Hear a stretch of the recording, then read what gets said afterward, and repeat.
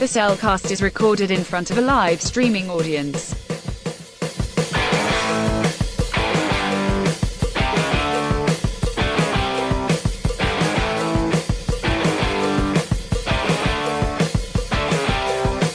Hello and welcome to another episode of The Cellcast. Joining me today is a man who, well, for him it's always party time. It's party time. How's it going, Jacob? I knew you'd do that. It was either that or if it weren't for you, I'd be in someone else's digestion. Oh gosh. Oh my It gosh. actually works too. But anyway, Why thank you. Let me introduce our co-host, a man who... Can I just jump off the bow of this boat, get away from the insanity? Welcome, Drew. no, because the bow, according to this movie, went in first. Okay, the stern then. Yeah, we'll go with that. You're the guy who's been on boats more than I have. The bow is the front. The Yes. stern is the back. Yes. Starboard is to the right, while port is to the left. Okay. Now, you know how you keep your port and your starboard separate? How? Both words have the letter R in them, but starboard has two. So it's on the right. Right. Okay. Well, that makes some sense. Maybe eventually I'll get to be able to go on a cruise at some point. Well, even if you're on just a normal boat, That is true. that all those words technically apply there. That is true. But anyway, Yes. we are reviewing, for those of you who haven't figured it out yet, in our third movie of Bad Movie Month, Titanic, The Legend Goes On. A ripoff of the James Cameron movie. Which I still haven't watched. Neither have I, but boy, can you tell even then what parts they ripped off from Titanic. Just a little bit. Minus they just flip things around, but it's the exact same and it's so Pretty cheesy. much. There was no art scene, but that's fine. No. But anyway, how are you doing, Gosh. Jacob? Man, I'm doing good. I'm trying not to get that bizarre image in my head. That's gonna be a weird one. Anyways, I'm doing well. Work is work. Yeah, the weekend was great. Actually, it was kind of funny. So I went to a Young Living, which is we sell Young Living oils and products. He does. I don't. Yeah, I do. He doesn't. He thinks it's just snake oils. I never said that. I'm kidding. You're not the reason I'm saying that, because you know how I feel. Yeah, We do have a friend who, if the word snake oil is said, I will be killed. that is true. Dead.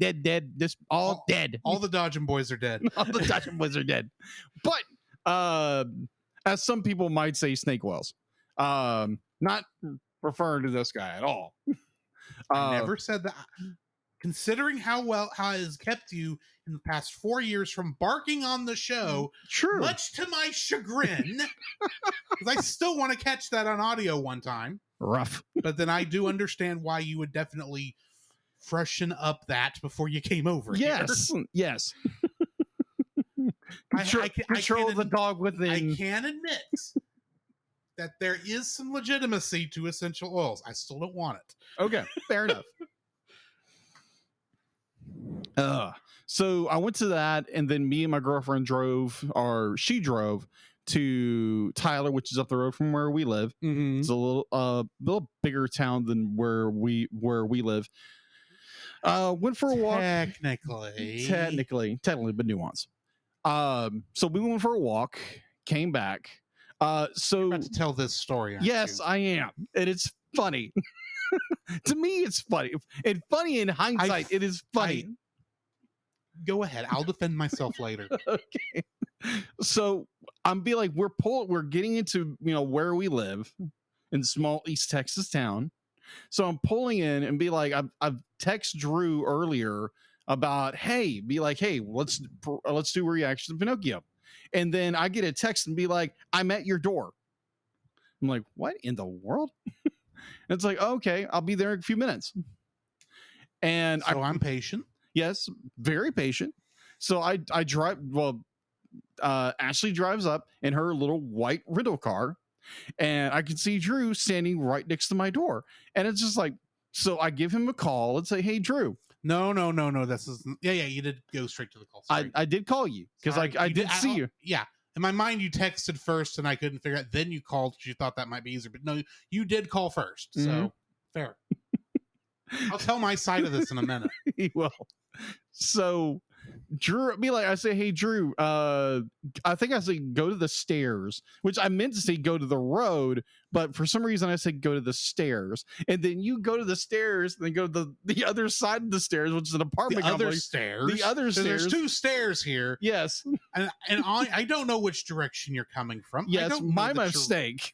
I didn't know what was going on. Yes, I looked at the stairs. I thought, oh, maybe he meant the other stairs. Maybe he's trying to get my attention because he needs some help over in the laundromat, because there's a laundromat right behind your building. Yeah, agreed. And so it's so to us, I'll be like, Ashley is trying not to laugh so hard because Drew is like, he's looking up like, where the heck are you? So I finally get his attention. He walks over and I'm sorry, I didn't mean to interrupt your date. Hang on, before you get to this part, let me tell my story. Okay. You tell your side of the story. So I'm here at the apartment. I've had a nice restful day trying to get a little bit of podcast work done. Right. Was working on the research for Untangling Kingdom Hearts. Uh-huh. In other words, watching somebody else's playthrough of the game, since you can't actually play the game anymore. Okay. That I'm actually looking at the moment. And you text me about wanting to do a reaction to Pinocchio. Yes. I don't know if you mean now. Okay, at that moment, fair, or if you meant Monday, or what have you. But I was like, I saw the thing. I said, I will think on this after I finish, because I was like, I still had like 10 minutes left of what I was. Oh yeah.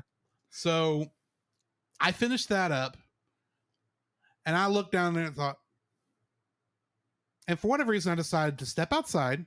And I saw your car was there. Mm-hmm. Now, granted, I have no way of, in my defense, I will say. Okay, in your defense. In the last 4 years, if I saw your car in front of your apartment, the only reason you would not be there is if you'd gone for a walk. Exactly. So in my mind, you should be home. Okay, that's fair. So I step back into the apartment, never thinking to actually text him to see if it's okay for me to come over, because yes, there was something that, because I was also still concerned for my brother in Christ here. Yeah, after an event had happened earlier in the week. We won't get into it, but I was still concerned for him. Right. And we hadn't talked since then. So I still making sure everything's on the up and up, trying to be there for my good Christian brother here. Good. Thanks. Appreciate that. And my way of doing that was walking up to his door unannounced. Well, to be fair, be like, you do have this tendency, be like a good tendency of worrying. Yeah. I come from a long line of worry warts. It's fine. So I walk over there. Somewhere in here, I do think maybe I should text him. No. I continue walking over there, and I rang the doorbell. And I waited a couple minutes. I thought, in that small an apartment, if he didn't just come over to the door like within the first couple minutes, he's probably in the bathroom.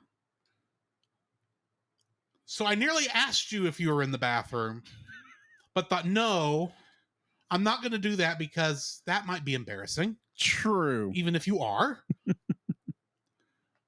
So, and I didn't even knock on your door because that would have made too much sense at this point in time.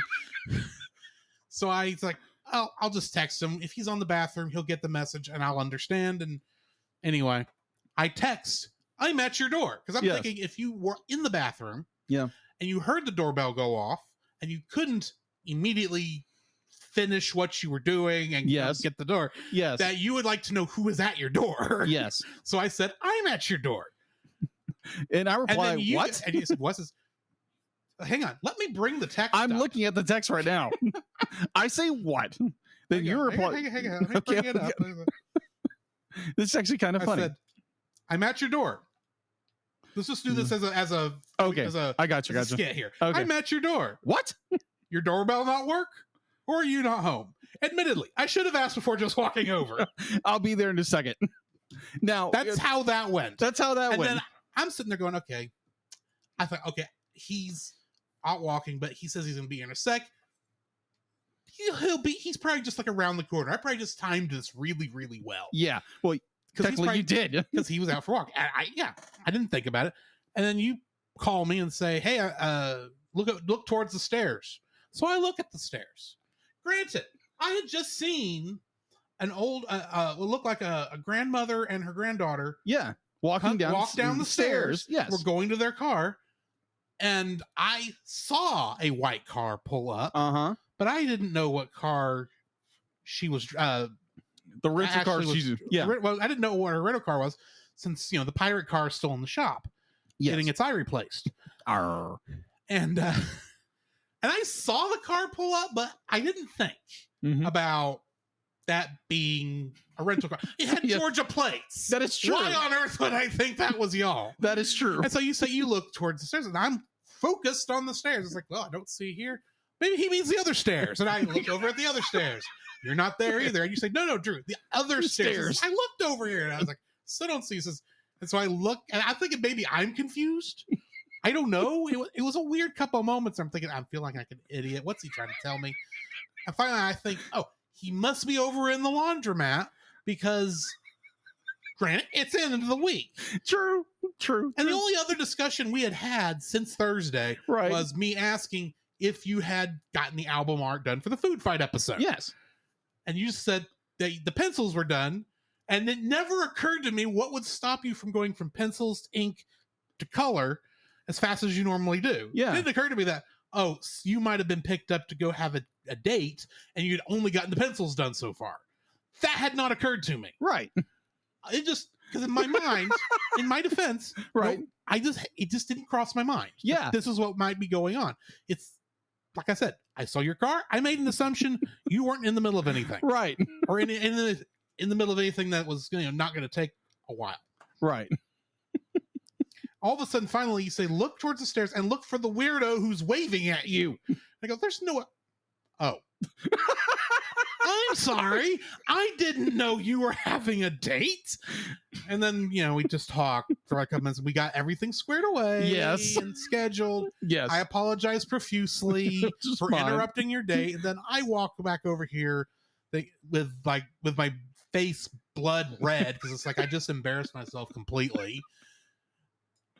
I had good intentions. Yes, I just didn't do it right. I completely understand. We all do it. And then I made the decision. If we are looking at those being our plans for yesterday, I may want to stream tonight. So that's why I streamed Saturday instead of yesterday. Okay. Because we had something else we were doing yesterday. Yes. But anyway. Oh, that's my side of the story. I got you. That was a very fun little moment. Just a fun little moment. To me, it was funny. It was slightly embarrassing. Slightly embarrassing to me because I did not think about it. It's fine. It's like because even Ashley said, I'm thinking it's like, man, be like, Drew is such an intelligent person. He's gonna pick up on it in a second. And nope. Because here's the thing. When I have an idea in my mind about what's going on, as I obviously had before I left the apartment, yes, it takes a long bit of time for that to come out of my head. And it took me looking over at the car and seeing you in the passenger seat going, he was on a date. I am an idiot. Anyway. You had the best intentions, which I am grateful for. Because I was worried about you all weekend, but was trying to give you your space. Yeah, well, thank you. I appreciate that. That was just more. I got frustrated at something, and which I still say, well, it's not your fault. No, I blew it out of proportion. I got mad at myself. And you learn. You live and learn. We're not going to get into and then this, get diapers. And hopefully don't get diapers. No, but either or. I had to use a generic term because loves is crap. That's copyright. Anyway, moving on. Oh my gosh, this was an interesting tangent. Anyways, it was a very interesting weekend. The week has gone pretty good. It feels like it should be like Thursday instead of Tuesday. But I agree with this. Brother. So I was there was a I learned of a fellow employee who I don't get along there very well with. Because one, he's a grump. was gonna leave, and I was like, oh my gosh, this is really cool. Now grant, I don't say that lightly at all when it comes to like people I work with, because Right. I get along with everybody, but for some reason just don't get along with this guy. Fair. And then the next thing I know, be like, someone's telling me the other day, it's like, oh, he got rehired, or like he decided against it. I'm like, okay, I'm talking to teenagers here. And then today I'm checking of all times. So I'm stuck behind a register, which is always fun. Yeah. And me and my, I personally prefer that to pushing carts, but everyone's different. Exactly. But so I asked someone who's a little more management, and he confirms, yes, this person decided to stay. I'm like, well, frack. I'm so sorry, dude. It happens. I know your frustrations with this person. All I can say is just pray for the guy. I'm not going to name him. This name Right. Sacker at where I work, if you would, please. It's appreciated. So today was interesting. Let's just say that it was nothing bad. It was just kind of like, okay, this is going to be it for a while. This is going to be this is going to be the season for a while, and just trust in the Lord and not blow up. Yeah. That's all I can say about that. But I got home, I got relaxed, did the notes, was very quick, and I was very surprised how quickly those notes went for this review. Well, there's not a whole lot to pull from. No, there's not. No, there's not. But I am definitely looking forward to doing this review. Definitely the TAS. Are you looking? It's like you're more interested in the TAS than I think the Titanic. Yeah. There's parts of this movie you'd be like, okay, that's interesting, but that was a decision. Yeah, that was a decision, but it is, yeah. Hopefully the rest of the week will just flow by, and then we can get to the weekend and have fun with the weekend. Indeed. How's your week been? It's been a week. It's been a week. like you, I feel like this should be Thursday. Amen to that. It's just been a busy week, and it's only 2 days in. Mm-hmm. And part of that's just because I have been going nonstop since Sunday, pretty much. Yeah. It seems like the only time I've stopped is to go to sleep. But anyway, it's just been a week. Yeah. I don't really have much more to add. So, Jacob, I have a question for you, my friend. What is that? What have you been watching? All right. So what have I been watching? Very good question. Let's answer that. So we talked about it earlier. We did a reaction to Pinocchio 2002 on Disney Plus. Mm-hmm. I really enjoyed it. I really enjoyed the movie. I know we watched it anyway. We watched it. We watched it separately. We did watch it separately. Yeah, which tends happens when you have scheduling, it was, the thing came up at the last minute. Yeah, pretty much. My girlfriend and listener Ashley said, "Hey, you need to watch Pinocchio because I watched it recently and I thought it was really good." So it's like, okay, sure enough, why not? When a fan wants a reaction, why not? Yeah. Especially when it's a new movie that it fits in our wheelhouse. Exactly. So we watched that. Check out the reaction when it comes out. I think after this episode, I'm going to release it sometime this week. So I've got on Sunday.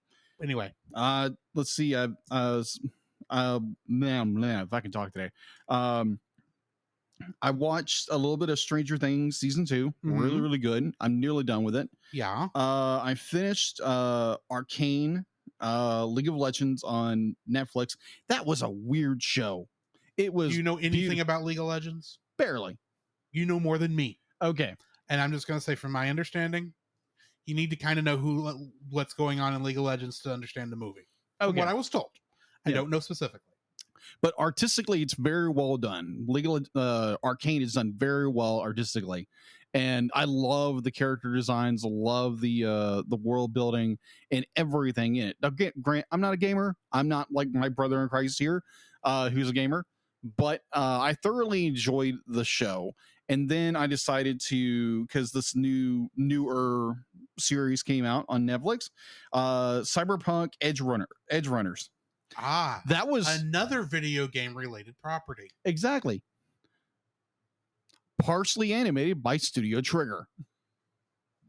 You'd have to. Yeah, exactly. So be like we did the movie we were We've done a couple of Studio Trigger movies. things. Oh my gosh. The one that is really the one people are going to think about is Promare. Yeah, Promare. I think that's Yeah. Studio Trigger. It's Studio Trigger. Yeah. So when I heard they were Studio Triggers were behind this series, I was like, oh heck yeah, I'm gonna watch it. Like, it's not for kids. It's not a family friendly show at all. No, Period. not if it's going to be connected to that video game. Yeah, no. That's like that video game is rated M for mature. Yeah. Technically, Okay. it's not. It's pushing hard not to be rated adults only. Okay. Fair. Very pushing that. Yeah, rating, I could if tell. it got adults only, it could not be sold. True. But yeah, But yeah, I started That's the watching. I started watching. I think I'm on episode 3. I think it's an interesting show. Now, granted, not a gamer. I'm not like my brother in Christ here, who's a gamer. Like I said before, but granted, I've only played like 5 minutes of Cyberpunk, and then I shut it off and never played it again. I had a friend at work who's be like he's a gamer like you, and he's like, dude, you gotta play this game. I'm like, okay, but it was glitchy and buggy when it first came out. Yes, it was. They've supposedly fixed it. I don't know. I hadn't looked at it again. Supposedly. All right, so the one that, because to give you more of a heads up behind the Cellcast, behind the scenes, because we originally were going to do original TAS. It was the notion that we would do Dragon Ball Z abridged. At some point. At some point, we would do that. Right. And Because so, in all honesty, as much as we both like Dragon Ball, yeah, Dragon Ball Z specifically, Mhm. Dragon Ball Z and Dragon Ball Z Kai are entirely too long for this format. agreed. They Agreed. are. It's just too long. We have lives. Yeah, agreed. Though, So- admittedly, if we ever do this, there are a couple of actual episodes that say we're going to take a quick detour and watch Goku and Piccolo learn how to drive. So Because that should be experienced. agreed. So You watch some Dragon Ball Z abridged. oh I'm taking. yes, I pulled up on Which YouTube. season? Season 1, and I'm in season 2, like episode 18. Episode 18. They just Oh, is the Ginyu Force is showing up? Ginyu Force is just showing up, and they just took out the four-eye guy with the Goldo. dog treats. Goldo. Goldo. That's funny. That was funny. Here's a dog treat. It's like, oh, dude. Ah, the majestic space duck. What a Quack. majestic creature. Quack! Oh, wait till you get to the muffins. That tells you nothing. No, it doesn't. I know that there was a muffin joke where Goku I have to ask. okay. Did you watch the Dragon Ball Z Kai abridged between season 1 and season 2? No. Okay, let me put it in perspective here. Dragon Ball Z did the entire Saiyan saga Yeah. in something to like 24, 26 episodes. Okay. Dragon Ball Z Kai, the official abridgment, Yeah. did that in about 12 to 13 episodes. Yeah. Bear in mind, both those half-hour shows. Dragon Ball Z abridged does the Saiyan saga in about 13 10-minute episodes. Dragon Ball Z Kai abridged does the entire Saiyan saga in 2 minutes. And it's hilarious the entire time. If you didn't see it, when we are done, before you leave, we're watching that. Okay. Challenge accepted. Because I'll put it this way. There was a time where I was editing those episodes I remember you for telling me my about it. own just because I could, Yeah. into like one long movie. I used this as the last time on Dragon Ball Z Flashback. And I just put the whole thing in there, just cutting off the stuff on either end, and then just like, and now the thing starts. But Also, you need. We'll talk later. We'll talk later. This is something I geek out about because the show is hilarious. just a little bit. So I'm laughing my butt off, like extremely laughing my keister off every single minute. I'm doing my best not to be quoting certain scenes. I know. I want to so bad. Just quote one. Just one. Vegeta, look. More bald people. There's the short one, the two tall ones, and Vegeta, look! A Pokemon. I'm not a Pokemon. I'm Chaozu. Chaozu. You hear that, Vegeta? It's a Chaozu, and I'm gonna catch it. I keep telling you, ow! I didn't catch it. Why'd that happen? It's because you have to damage it first, Nappa. I'm going for a critical. Oh my gosh. I'm dead. Vegeta, what's the scouter say about his power level? It's 1006. Really? That's his? Oh, yes. Nappa, yes, Vegeta. I'm sorry. The scouter, I had the scouter on upside down. His power level is over 9,000. Why do you sound so bored? Because it still pales in comparison to me. I'm sorry. Oh, it's fine. It's fine. We will be doing this at some point. So we may be doing it my way. Oh gosh. No, I'm just saying. I think I still have the files that I edited, so we'll just do like instead of the 5-minute episodes, we'll just do like half of the season one episode, half the season the other episode, that sort of thing. Maybe because they're like 10-minute episodes. It's not. Tangled is 50 minutes. True. For when we do this, so it's not that much different. Oh gosh. But then we'll have to include the movies. Oh my gosh. And by movies I mean half hours because they're that short. So the one that got me was Ghost Nappa. Ghost Nappa.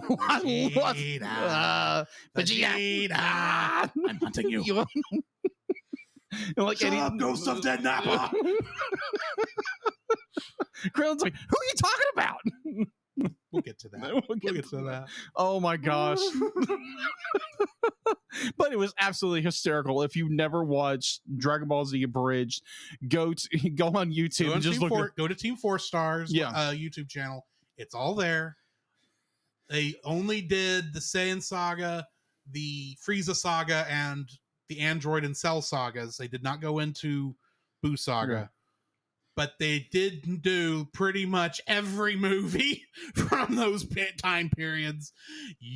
I'll put it this way: the Dead Zone. You remember that movie? Yeah, we did a review over it. Yeah, its abridgment is freaking hilarious. Okay, then. So it sounds like we have abridgment reviews. Wait, that's Goku's kid. You kidnapped Goku's kid? Are you stupid? Oh my gosh. I think I know what one of our Christmas episodes this week is going to be. Oh, this is going to be interesting. Christmas Tree of Might. Oh, crow. Anyways, that's one of the shows I watched on YouTube. Sorry. No, it'd be like, it's perfectly fine, Bailey. If it's something you absolutely love and love to quote, it's perfectly fine. It's freaking hilarious. You've not even gotten to the fun parts with Guru yet. Oh gosh. Anyways, so I watched that. What I feel like I wish I had calm down. Breathe, Jake. Breathe. That is all I've been watching. So what have you been watching? Well, outside of Pinocchio, for obvious reasons. Pinocchio! Something about Chris Pine. Oh, gosh. But anyway, that's a stupid joke. It's a stupid joke, but it's so funny. Other than that, I've watched, of course, She-Hulk. The last episode, season 5. I need episode 5. Oh, episode 5. Episode 5. There's 9 episodes. Oh, okay. I told somebody earlier today there were 6, and I later realized, nope, there's only 5. But also watched Star Trek Lower Decks season 3, episode 3. Yeah. Since that does appear to be possibly, I have to say possibly now, okay, one of the ones we're going to be doing on TAS, I can tell you we're in for a good time. Okay. But I have to say possibly because right now the poll is tied, folks. It is. 5 votes to 5 votes between Star Trek Lower Decks season 2 and 3 and X-Men the Animated Series. If you have an opinion on what you want, go to the Cell Nation Facebook group. You don't have to ask to come in. Just join us because, hey, you should be joining us over there anyway. Exactly. That's our community right now.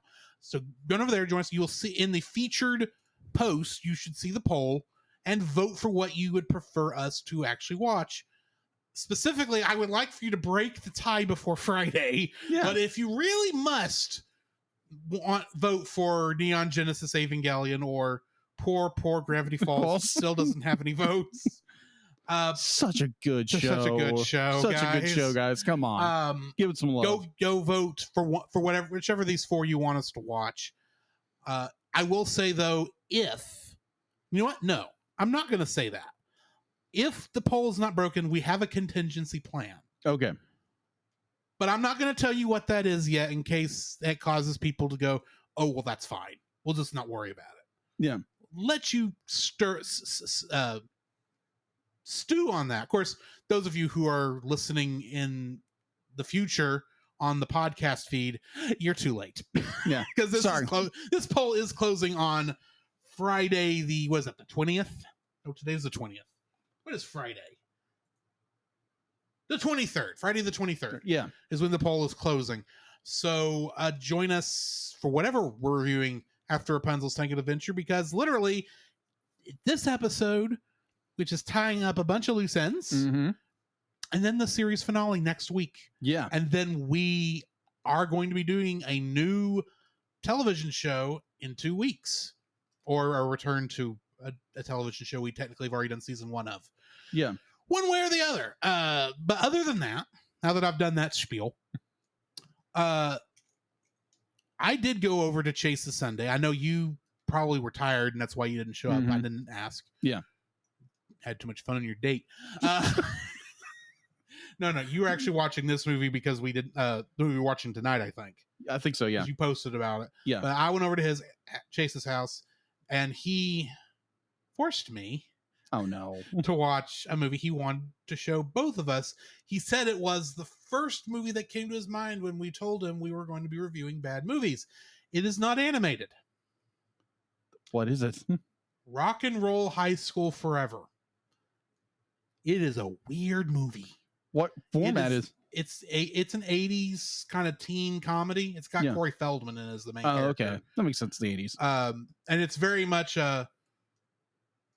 the man is getting us down, treating the school like it's a prison, and we're going to take over, and chaos ensues. It wasn't necessarily bad. It's just not what I think of for this sort of thing. I don't know. This is out. If I had seen this movie when I was younger, might have gotten into it. Unfortunately, I saw it when I was 35. Okay. So I don't understand what's going on. So is it live action? It's live action. Okay. It's a live action movie. Corey Feldman is playing the leader of this gang that is being unfairly singled out by the vice principal of discipline, who well, let's just say that you remember how last week when we were reviewing Food Fight, we mentioned that they were not exactly subtle about how evil Brand X was because they used Nazi imagery. Yeah. She used Nazi imagery. Oh, fun. Well, so yeah, that was not that subtle. No.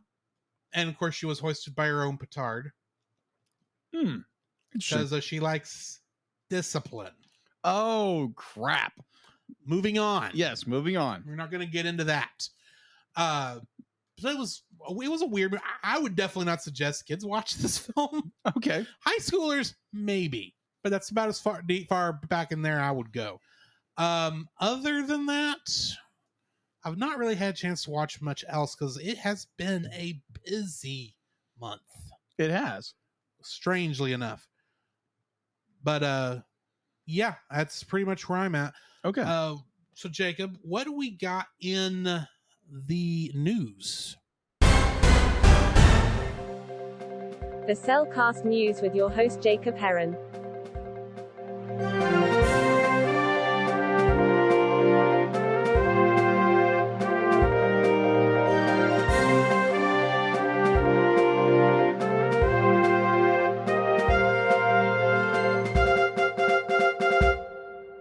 All right. Why? Thank you, Dealit. Now, I asked you a question, Drew. Okay. Have you heard of the anime movies, A Silent Voice? Have you heard of this? I have heard of it. I've not watched it. Okay. Right now it's available on Netflix. I've watched it. It's a really, really good movie. I think it's been on Netflix for a little bit. It has. So apparently, there's a lot of Netflix anime movies I need to watch. True. So Iconic Events Releasing, a company specialized in distributing special engagement theater events, has announced that tickets are now on sale for nationwide screening of A Silent Voice, a 5th anniversary presentation in partnership with Anime Expo and anime distributor.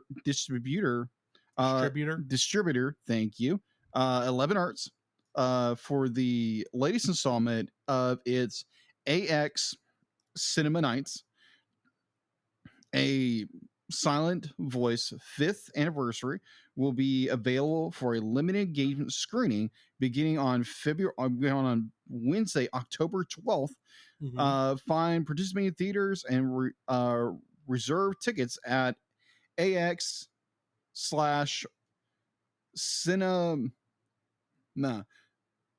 Cinema Nights? Yeah, cinemanights.com/A Silent Voice.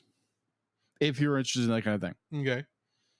So if you want to watch a pretty good anime movie in theaters, that's where you need to go. Okay. Now, I have no idea if they're going to be a local where we are.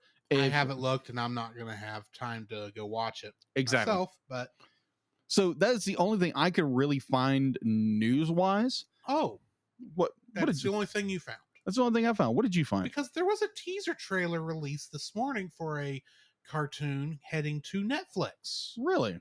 One we've known about was going to Netflix, but they did release a teaser trailer saying it's giving us a more concrete date. It's essentially, I think, November.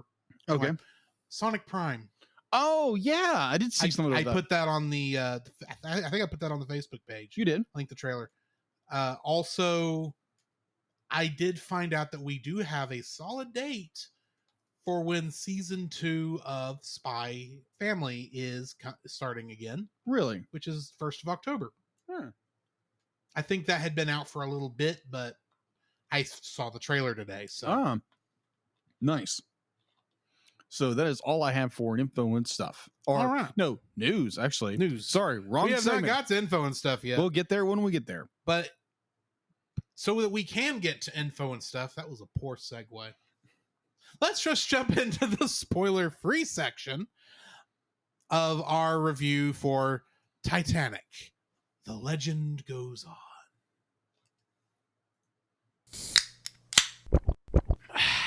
Certified fresh and spoiler-free. Much like Food Fight, I had not seen this film prior to putting it on the list. Mm-hmm. I had only heard about it, once again, from seeing reviews from both JonTron and Nostalgia Critic mocking this film. Yes. All I really knew about it was ripping off James Cameron's Avatar, a couple other Disney... Oh yeah, Titanic, not Avatar. Boy, that would be a different movie. That would be. Actually, I think that might be what the search for Titanic, the third Titanic movie, is closer to. But anyway, yeah, there's technically 3 of these animated Titanic movies, but the one we're reviewing today is not connected to the other 2. But I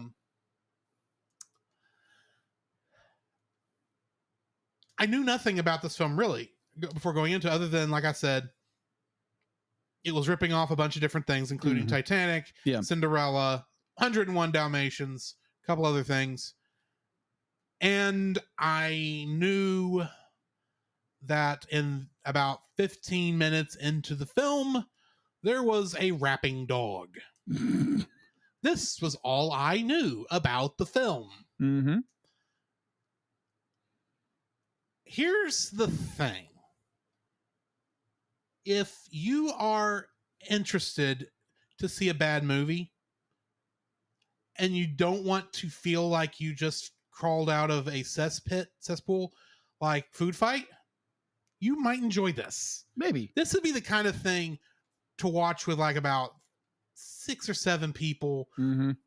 some of them drunk, with pizza and soft drinks, and just everyone making fun of the movie as it plays. It's that kind of film. Yeah. Really, Food Fight was too, but You're more grossed out than anything. yeah. You'd never be able to hear what was going on in Food Fight, so you'd never catch all the puns because there'd be too many people making fun of the animation the whole time. Mhm. This one, technically, we have good animation. It's better animation. Yes. We will get onto that in a minute. It Yes. does look like is very cheap animation. Very. Very cheap animation, and they have a liberal use of reuse shots. This movie is supposed to be for kids. Mm-hmm. I think kids would be bored by it for the most part. And it's a thing. Mm-hmm. This is one of the things where the what I want to talk about Yeah. is spoilers. Gotcha. But I also don't know how spoilery you can be with a movie about the Titanic. That is true. We all know how the movie ends. Okay. I hope. I okay. really hope you all know how the movie's going to end. So I have to tell the story. I have to tell the Go story really, ahead. really fast. So our friend Chase. You're next anyway. Yeah. So So our friend Chase, who was on the Tron episode of Yes. ours, so go listen to that. and is wanting to be on our Labyrinth episode when we get to it. All right. So we are. So he's telling the story. Him and a friend, they're going to see Titanic back when it first came out in 1997, I believe. I think. I think it was 97. But so him and his friend are standing in line waiting on this movie, and apparently there was these young girls standing in front of them waiting in ticket line. So he starts talking about it's like, yeah, the boat sinks and it's tragic a little bit, and the girl whips around with the most serious face, is like, thanks for spoiling the movie for a thing that happened in 1912. Considering what goes on in this film, I'm afraid this is the feelings for a lot of people, that this must not be, that this wasn't real. This is just some legend. Yeah. The way this film is made. Oh my gosh. Anyway. Yeah. So this, like, Drew, like, Hang on just a second. Go ahead. Paul J. Powers' Labyrinth is animated in the sense that it uses puppetry, and puppetry is allowed on the Cellcast. Yes. So, You're welcome. answering a question from our chat real quick. Continue. So, like Drew before, this is the first time I've watched this film. I have heard rumors of this film. Mostly from me. Mostly from this guy. And I've heard of the rapping dog. And I was like, okay, so let's just be frank. You can't find this movie anywhere. Like, You can actually buy the DVD, I have discovered. okay, But was unable to get it in time. fair. But it is one of those where it comes to you in like a slim case, and the DVD looks like they just burned it the other day. That sort of thing. Oh, one of those situations. Yeah. Oh, okay. So I watched it somewhere. And oh my gosh. It's a thing. It's a thing.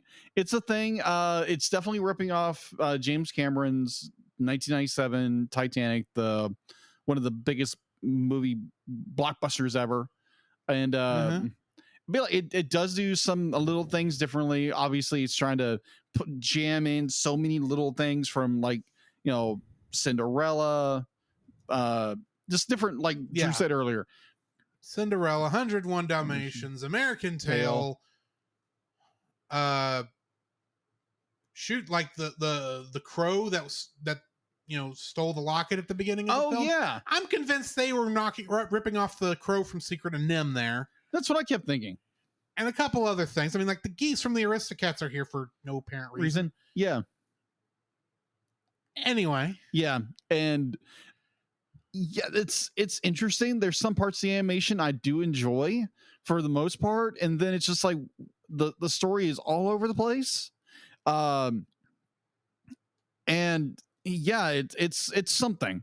So we will get into this movie proper, but if you're just interested and just going to have a laugh at a film or maybe cringe a little bit, be like, yeah, go watch it. I'm not going to tell you where to go watch it. You can find it if you know where to look. Exactly. At the very least, look up Titanic rapping dog. Yeah. That by itself is worth watching. That is true. But watching it fully in context is like, Doesn't help. Doesn't Really help doesn't at help. all. You think it would, and it doesn't. And I know why. I know the reason why. Yes. But we will get to that when we get to the spoiler section. Yes. Which here is in just a minute. If you're ready to move to that, Go for it. all right. So join us on the other side. This podcast is a proud member of Culture Box. Whether you enjoy geeky reviews, comedy, or original fiction, you can open up the Culture Box and find something excellent for your soul. Point your web browser to culturebox.media. This week, we suggest the Retro Rewind podcast. Every other week, join the Retro Rewind pod as they travel back 15 years or more along the entertainment space-time continuum in their mission to review movies and games, establishing what is still worth your time today and what isn't. Expect fun banter and trivial insights from Francisco, Paul, the Master Interrupter Powers, and a rotating cast of guest hosts, all of which are out of time. The Cellcast would like to thank the following patrons: Josh Adams, Ashley Ruiz, Book of Gaming. To get your name on the show, plus uncut episodes, early access to the Cellcast Plus reviews, and special art from Jacob, please donate to us on Patreon.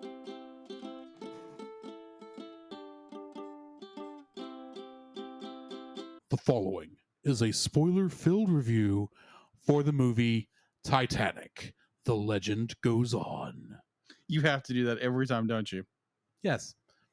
Listener discretion is advised.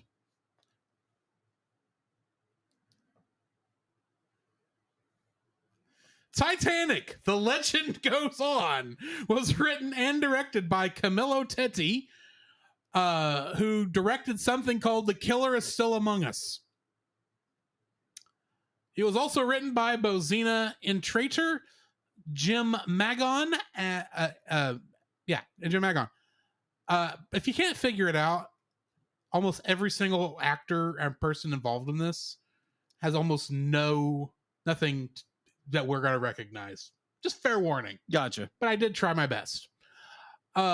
Lisa Russo was the voice of Angelica, and she actually was a performer on the on the soundtrack for Disney's The Hunchback of Notre Dame. Mm-hmm. She sang on the song "God Help the Outcast." Gotcha. Mark Thompson played Ashworth. Mark Thompson Ashworth played William. Mm-hmm. And in something called Christmas Thieves, he played an old cop. Ah, gotcha. Gisela Matthews played Gertrude, and she played the Queen in the Three Musketeers in 1956 show. Okay. The show that came out in 1956 is what I mean. Roger. Silva Belton played Bernice, and this was her only credit. Bianca Alessandra Ara played Hortense, and she played the characters of Anna and Irma in something called Spaghetti Family. Hmm. It was a TV show. Yummy. Veronica Wells played Coriantha, and she played someone named Mrs. Keyhole in something called Farhat, the Prince of the Desert. Okay. Jacques Staney played Gaston, and he had a bunch of bit parts in a bunch of Italian films. Okay. Clive Reich played Kirk, and he was Tyro in the HBO series Rome. Okay. Douglas Macon played Dirk. This was his only acting role. Wow. Mickey Knox played Sam, and he played a character named Matty Parisi in The Godfather Part 3. David Brandon played Stockard, and he was a character named Petrucci in a TV show called Medici. Once again, I'm assuming this is an Italian TV show. Yeah. Kenneth Belton played the captain, and he was only listed as an actor in the 1968 film Galileo. Okay. Pat Stark played Molly, and in something called Miami Golem, she played Dr. Janet Stein. Caroline Young, who played Maxie, this is her only acting role. Okay. Jill Tyler, who played Victoria, played Toffler in something called One Day at a Time. And this one was interesting. Gregory Snegoff, who played Fritz and Jeffrey. Okay. He played the character of Frog. Sorry, I wrote that down wrong. Professor Kusakabe in the trauma dub of My Neighbor Totoro. Really? Yeah, the first dub for that movie. Interesting. And Edmund Purdom played Jeremy McFlannel. Yeah. And he apparently played a character named Micah in The Prodigal, whatever that was. Okay. Now, Kingdom Hearts connections, I want you to guess how many I got. Somewhere between 0 and 1. I was really hoping you'd stick to 0 because I did have 1. Thank you. And I was surprised I had it. It only came up when I got to Kingdom Hearts 3. Okay. But Rita Kednioglu, I apologize, Rita, for mispronouncing your last name. She was the music coordinator for the American version of this movie. She was also a dialogue editor for Kingdom Hearts 3. Nice. Which brings me to the end of our cast and crew. What do we got in info and stuff, if anything, is all right on? Well, I found a little bit. Okay. I found a little bit. All right. So this movie, IMDb has a 7.9 out of 10. If you can believe that. Quit looking at Titanic by James Cameron. Dadgummit! I know better. Because your only other choice is The Legend of Titanic, the second animated Titanic movie. All right, fine. Oh, fine. You want to spoil my fun. Okay. Okay, then. Okay, Captain. All right. So, IMDb, yeah, it's a lot worse than 7 point. It's a 1.5 out of 10. Yeah, I bet. Watch it at your discretion. It was produced by Titanic Cartoon, SRL, and Roma. Distributed by Medusa Films. It was released in theaters on September 15th, the year 2000 in Italy. That actually makes sense because it's actually an Italian film. It is an Italian film. Home release, the Canadian VHS of Ecuador, whatever. Are you trying to say Aquitar? That's a planet in the Power Rangers. Yeah, I was saying that. I was like, wait, that's not the right movie. But it was under the title Titanic, the animated movie. The DVD has since gone out of print, though it has been re-released through Third Dimension distribution. And that is all the info stuff I have on this movie. I'm surprised you were able to get that much. Yeah, it was slim pickings. Right. Anyway, getting into the summary for this. The story begins on White Star Line chartered boat train, which is carrying passengers to the RMS Titanic. A poor girl named Angelica, treated as a servant by her wicked stepmother and two stepsisters, dreams of finding both love and her missing mother, with only a blue locket as a clue to her mother's identity. At the same time, an upper-class Englishman named William boards with his maid who laments the loss of her daughter. He didn't call her a maid, she was a nanny. Nanny, exactly. Doesn't this sound familiar? But flipped. Moving on. Who laments the loss of her daughter years ago, as well as his secretary, Gaston. There is a Beauty and the Beast reference in this. I forgot about it. Oh, gosh, yes. His name is Gaston. Other passengers include the gold-digging Winnie, a failing banker named Jeremy McFlannel, a jewel thief named Corinthia Meanstreak, her two henchmen, Kirk and Dirk, a detective named Sam Bradbury, who has been sent to pursue them, and Molly, a gorgeous singer. After boarding in the cargo hold are a group of animals, including a family of Yiddish mice, some geese, a rapping dog named Fritz who sings a song called Party Time. Oh my god. A magpie named Hector, and a band of Mexican mice. Throughout the voyage, the various passengers meet and interact. William and Angelica fall in love at first sight, while Winnie and Jeremy fall for each other after Winnie's dog Flopsy trips him. Meanwhile, Gaston attempts to woo Molly with Angelica's locket, which he found after she unknowingly dropped it. Sam goes undercover to find Corinthia, while Kirk and Dirk make several unsuccessful attempts to steal jewelry from Winnie, but are foiled by her dog. The film reaches its climax at a reception held in honor of the passengers. Angelica is able to attend with William after her cabin mate Victoria loans her a suitable dress. Meanwhile, the Yiddish mouse Maxie discovers that Angelica is missing her locket and recruits the other animals to help search for it, finding it in time for her to wear it to the reception. Upon seeing the locket worn by Angelica and hearing the correct implication from one of the ship's officers that it was stolen when she received it, Molly slaps Gaston and leaves him, while Gertrude, Bernice, and Hortense attempt to break up Angelica and William. Maxie scares them off. Kirk and Dirk manage to successfully steal a pearl choker from Winnie, but learns that it is fake, as Winnie is not rich and uses fake jewelry to infatuate wealthy men. The Titanic hits an iceberg. Surprise, surprise, surprise to no one. And begins to sink as the passengers rush for lifeboats. Angelica, Victoria, and Victoria's grandchildren manage to avoid her stepfamily, who have boarded a lifeboat. Also, they were in third class. Yeah. Do you know what happened to the passengers in third class on the Titanic? I'm fully aware. They did not get to the lifeboats. They drowned in the bottom of that boat. Well, some of them did. Some of them did. A lot of them did. Well, because yeah, they I did agree. close them because the rich people got to get off first. Yeah. Anyway. Yeah, let's be like for me, like I'm a huge be like one of like when I was growing up, be like Titanic was the big thing for me. So I did a lot of research for this, and there's a lot of misinformation. But yeah, there were some doors that were locked. Right. Not all of them, but some. All of the animals escape on floating crates, including the ship's cook, in the process, and being led to safety by dolphins.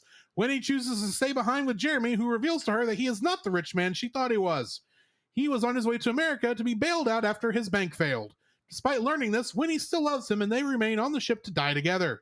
Molly also chooses to remain behind on the ship, singing with the band, the same 3 lines every 5 seconds, because they only had 2 seconds of animation with her in that shot. And dies along with them. William grabs a small child to protect them as he falls overboard with the ship, breaks in half, and sinks beneath the ocean. He puts the child safely in a nearby boat, but his foot is trapped in a rope from the ship's stern, and he is dragged down with the ship, apparently dying. On one of the lifeboats, Angelica discovers that William's maid is actually her mother, and the two are reunited. They come across Sam in the water and pull him on board. William surfaces, having freed himself from the rope and staying alive underwater. Somehow. Alongside the boat, and is reunited with Angelica. An epilogue reveals that the two were married and lived happily ever after, that Detective Sam Bradbury put Corinthia behind bars, Kirk and Dirk married Angelica's stepsisters, and Gaston married a wealthy socialite hoping to live off her money, but ended up in charge of her home's household chores. No one cleans like Gaston. No one. I don't know. I had a good start. Like Gaston or something. Mops like Gaston. No one folds lingerie just quite like Gaston. Getting into the trivia for this, and there's not much. Yeah. There are 2 American versions of this film. Yeah, I noticed that. Done with the same cast, an uncut dub and a drastically cut and re-edited dub. It features a completely different plot, songs, and dialogue. Entire scenes were edited in different sequences, and others have been removed, reused, or placed before other scenes. Additional dialogue and various one-liners were added into originally silent scenes, along with new music scores and wacky cartoon sound effects. While the uncut version is 82 minutes long, this version, which is the version we watched, was shortened to 70 minutes, plus 12 minutes of credits showing some of the deleted scenes. The version we watched starts in media res with the Titanic sinking, tells the rest of the story in flashbacks, and does not give any explanation for why Angelica has been abandoned by her parents. It also featured a different musical score by Matt McGuire and 3 new songs, being Holding Me, Mucho Gusto, and Party Time. Cha cha cha cha cha cha cha. That brings us to the end of info and the trivia. Yes. I'm just lost now. What is your first like for this film? Oh my gosh. Do I have one? You had some for Food Fight. Yes, I do. Yes, so you I have do. to have something here. Yes, I do. There are some parts of the animation that are really well done. It's just like watching this mess of animation that is so, yeah, let's be positive about this film. Their portions in this animation, it's done well. Be like, I'm sitting there watching this movie and it's like, man, be like, I'm actually impressed. They actually put some effort behind some of these scenes. Some of them, I'm not saying all, some. There are some animation points where it's just like, oh my gosh, I'm shocked. That's actually really good. Mm-hmm. And it's not just real reused, rehashed, recut, reflipped everything. It'd be like, this was a small part of the film you're talking about, because there's a lot of reused animation in this film. But like small little parts of this movie, I'm just like, the animation just, it's a little gem inside of a turd of a very large turd. That's, it's right there, you can see it. It's just like, wow, it's really good, surrounded by all of the other stuff. Mm-hmm. But yeah, it's got some really nice animated gems hidden within the crud. Okay. What's your first like? My first like is the rapping dog. Oh gosh. Because see, here's the thing. I may have flown around the bend by this point. I don't know. But the movie was really dragging until I realized, oh, I know what scene we're in. Well, long before I heard the great line, if it hadn't been for you, I would be in someone else's digestion. Oh my gosh. And then you get the rapping dog showing up. It's like, I should hate this. This makes no bloody sense. But yet, this is interesting. Yeah. And Franny, I think I've talked about this in Bad Movie Month already once before. But my belief is, if you can't be good, be interesting. Yeah. Because the worst thing you can be is dull.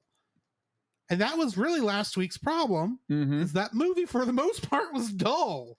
This is interesting. It is. It has interesting parts. Now, granted, a lot of this parts is, what on earth are you people thinking? But it was interesting. And the rapping dog is really the pinnacle of that thought process, because it's the first time something comes right the smack out of nowhere, and it tells you this is what you're in for. Mm-hmm. You should not be trying to take this movie seriously. Yeah. Because every part up to this point, the movie is saying, please take us seriously. Please take us seriously. I mean, we start off with the sinking of the Titanic. Yes. And then we go into, the scene of setting up Angelica's story, and then William's story. Mm-hmm. And you get a couple little small things. And there's like, okay. And it's setting up it's not really serious, but it's like, if they were trying to actually write a good story, this is the plot line you're supposed to be following. And then the minute we hear about the child mouse, the Fievel knockoff, being part of someone else's digestion, and the dog starts his thing, it's like, let me tell you something you should know. I can't remember the whole thing. Yeah. But it's like, what just happened? And then all of a sudden you realize, hang on, some of this animation is newer than the rest of the film. Why is he now in a New York?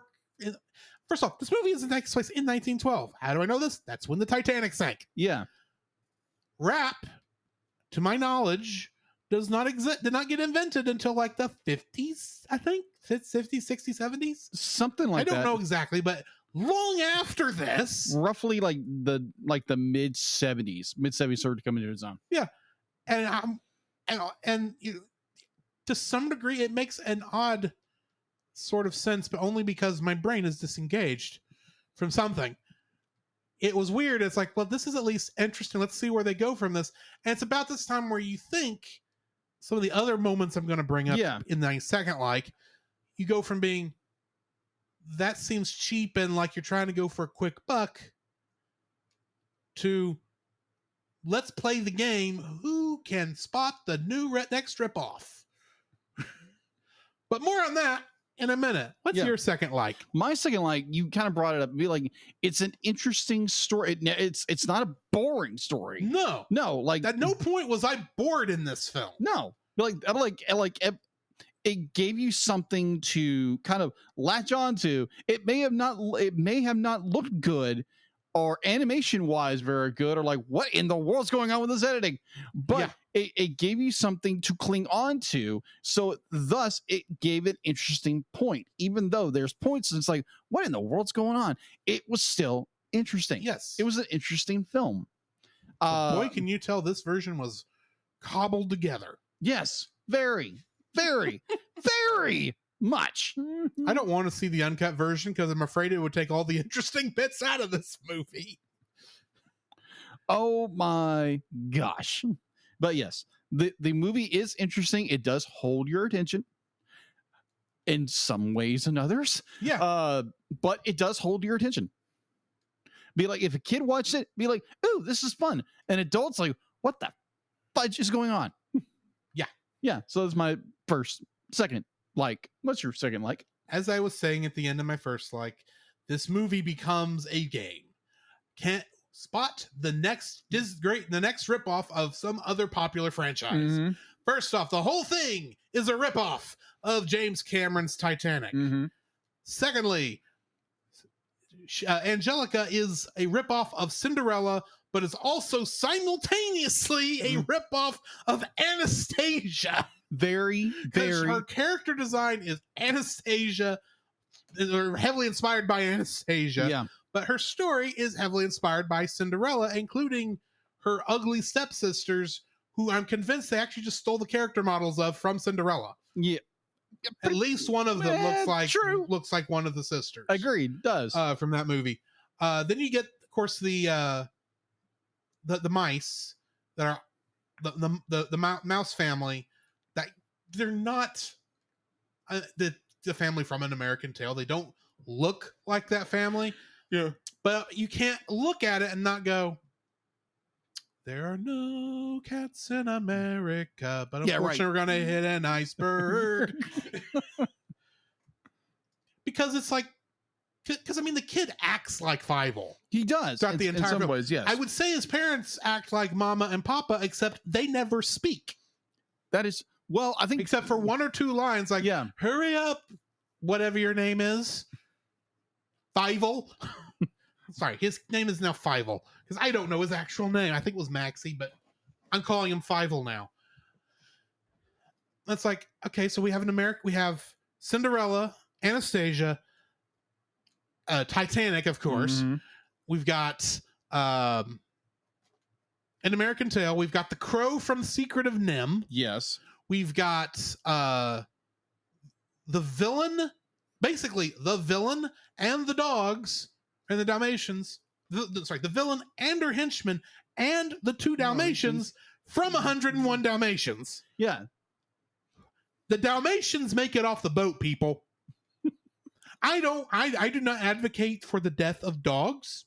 And if you can get the dogs off the Titanic while the captain was also able to get off the Titanic, if that were possible, you know what? I'm all for it.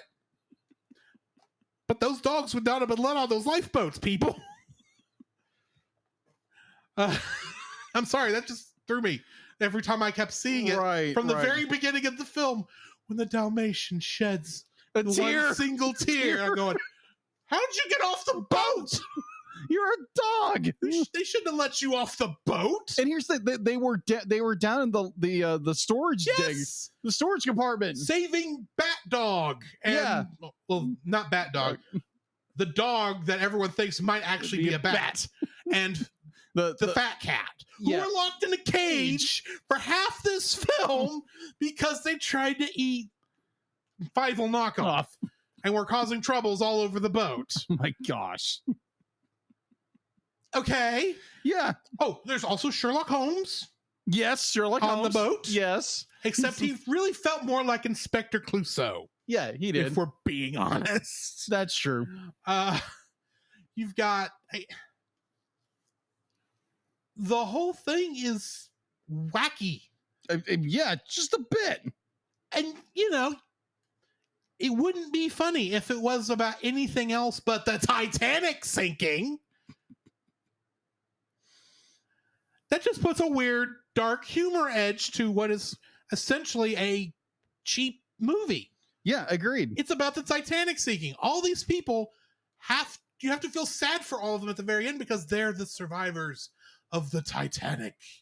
And even when you get to the end, the humor does not stop with the sinking.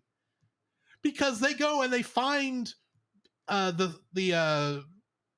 think we're going to find William because he's laying right there on the strap. Yeah. And they pick him up and it's the Sherlock Holmes knockoff. And for a quick second, they realize it's not him. You think, are you not going to let him on the boat? Is it because he's not William? You're going to let him sink into the briny depths? Because there's a hot minute where you're sitting there going, yes, it's not him, but the man deserves to live. Just because he happens to look like William from the back does not mean he didn't deserve to live. Even the guest character didn't even look like William from the back. Really skinny, scrawny little guy. Yes. He looks like William. And the thing was, we never saw that character from the back before that shot. No, we hadn't. And they show that it's like, oh, it's that guy. Are we not going to save William? That's not how this film works. That's not how any of this film works.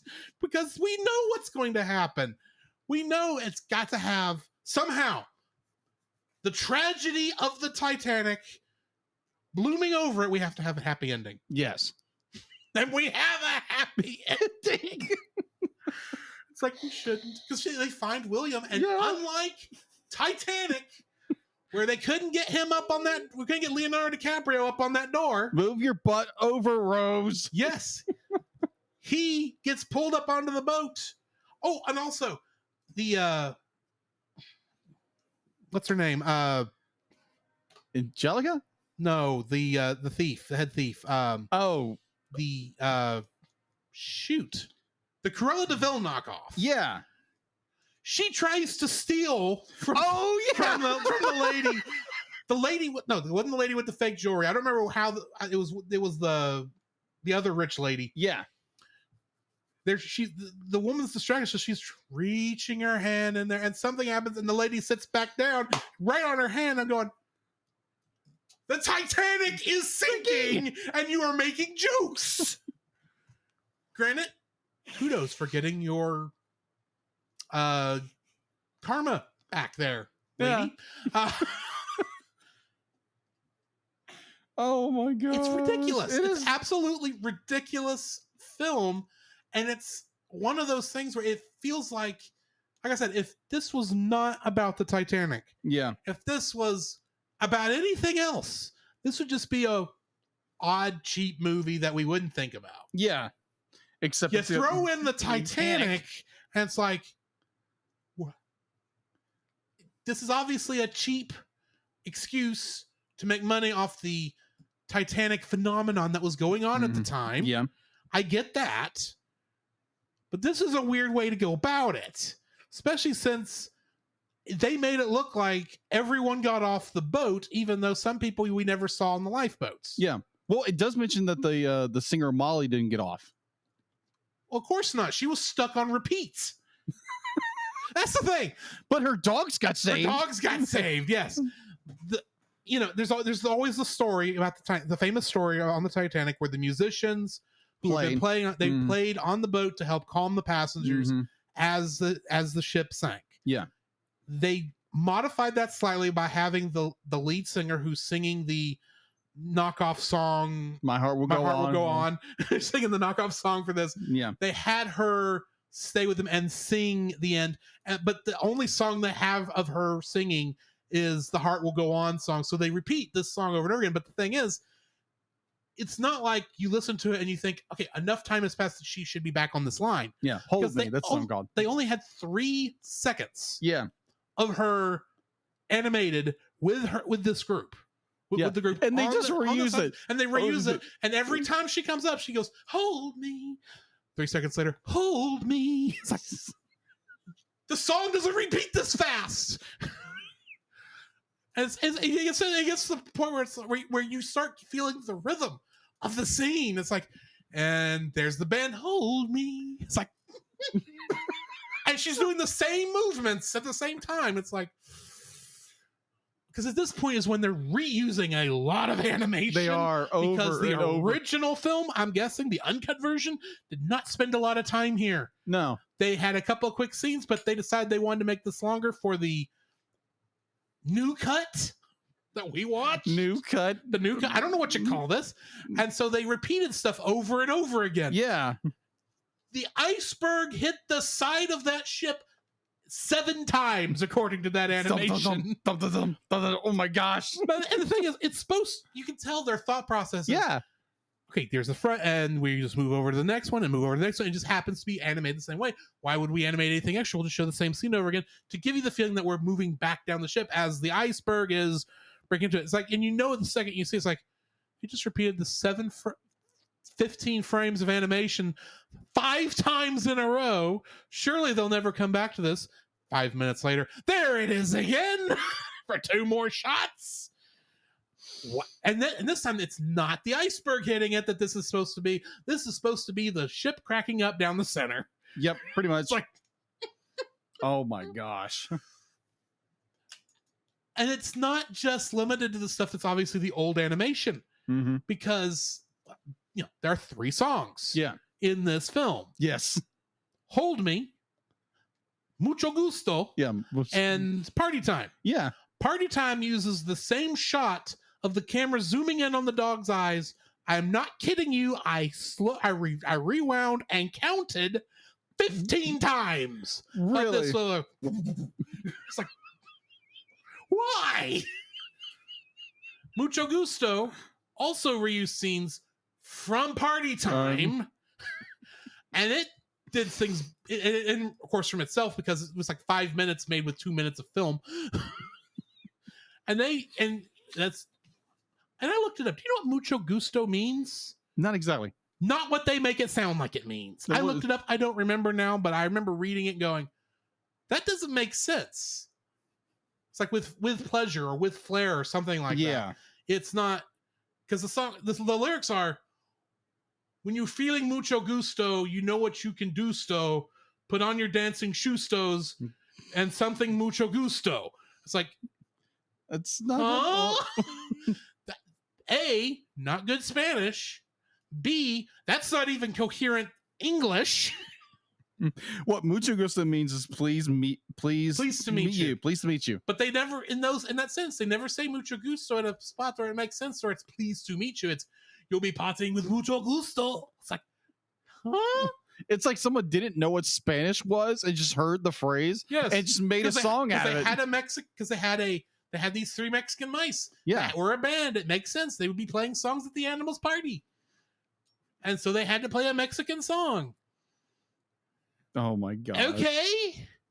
The Hold Me, it makes sense because that character is obviously supposed to be, is it Christina Aguilera that sang that song? Which song? On Titanic.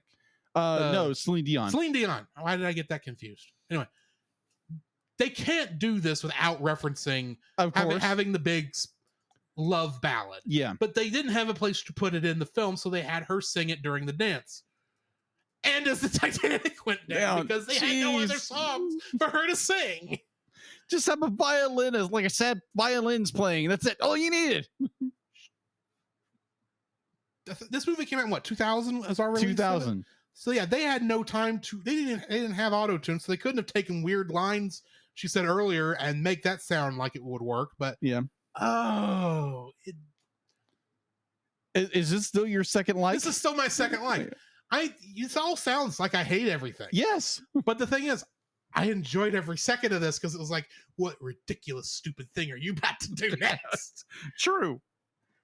And it came that moment. Like I said, the minute you hear, if I hadn't been for you, I would be caught in someone else's digestion. The minute that line plays, it becomes, welcome to the show, because this is where the movie is.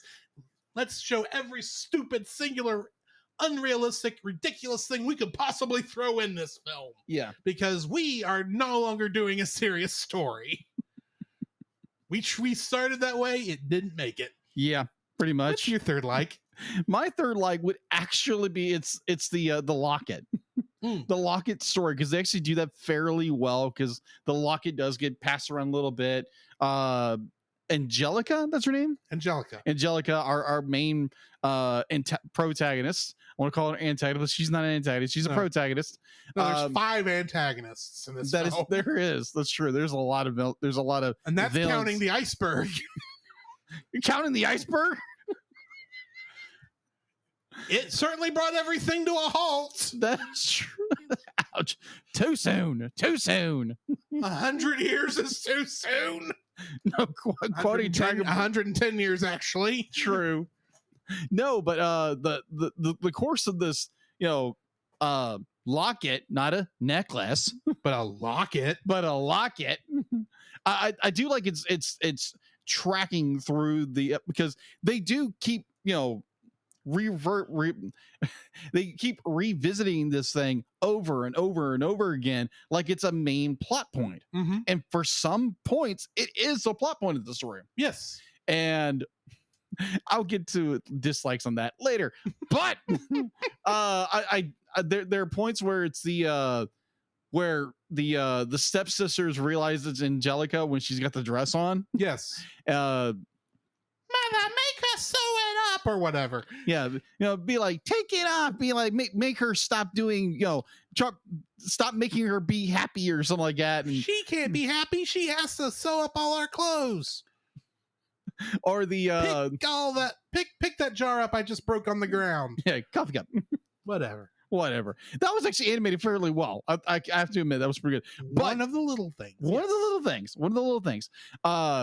But the locket story was fairly good. Mm-hmm. I will get into dislikes later. Yes. All right. So that is my third. My third is the animation on the breakup of the Titanic from the sinking. Now, granted, I've talked about some little things that are absolutely ridiculous. Yeah. Like the fact that they repeated the same animation 5 times of the inside of the inside of the ship was the iceberg. Oh gosh, down. yes. I've mentioned that, but for the most part, anytime they show the boat, sinking, it actually looks like, at the very least, they looked at they copied the James Cameron Avatar,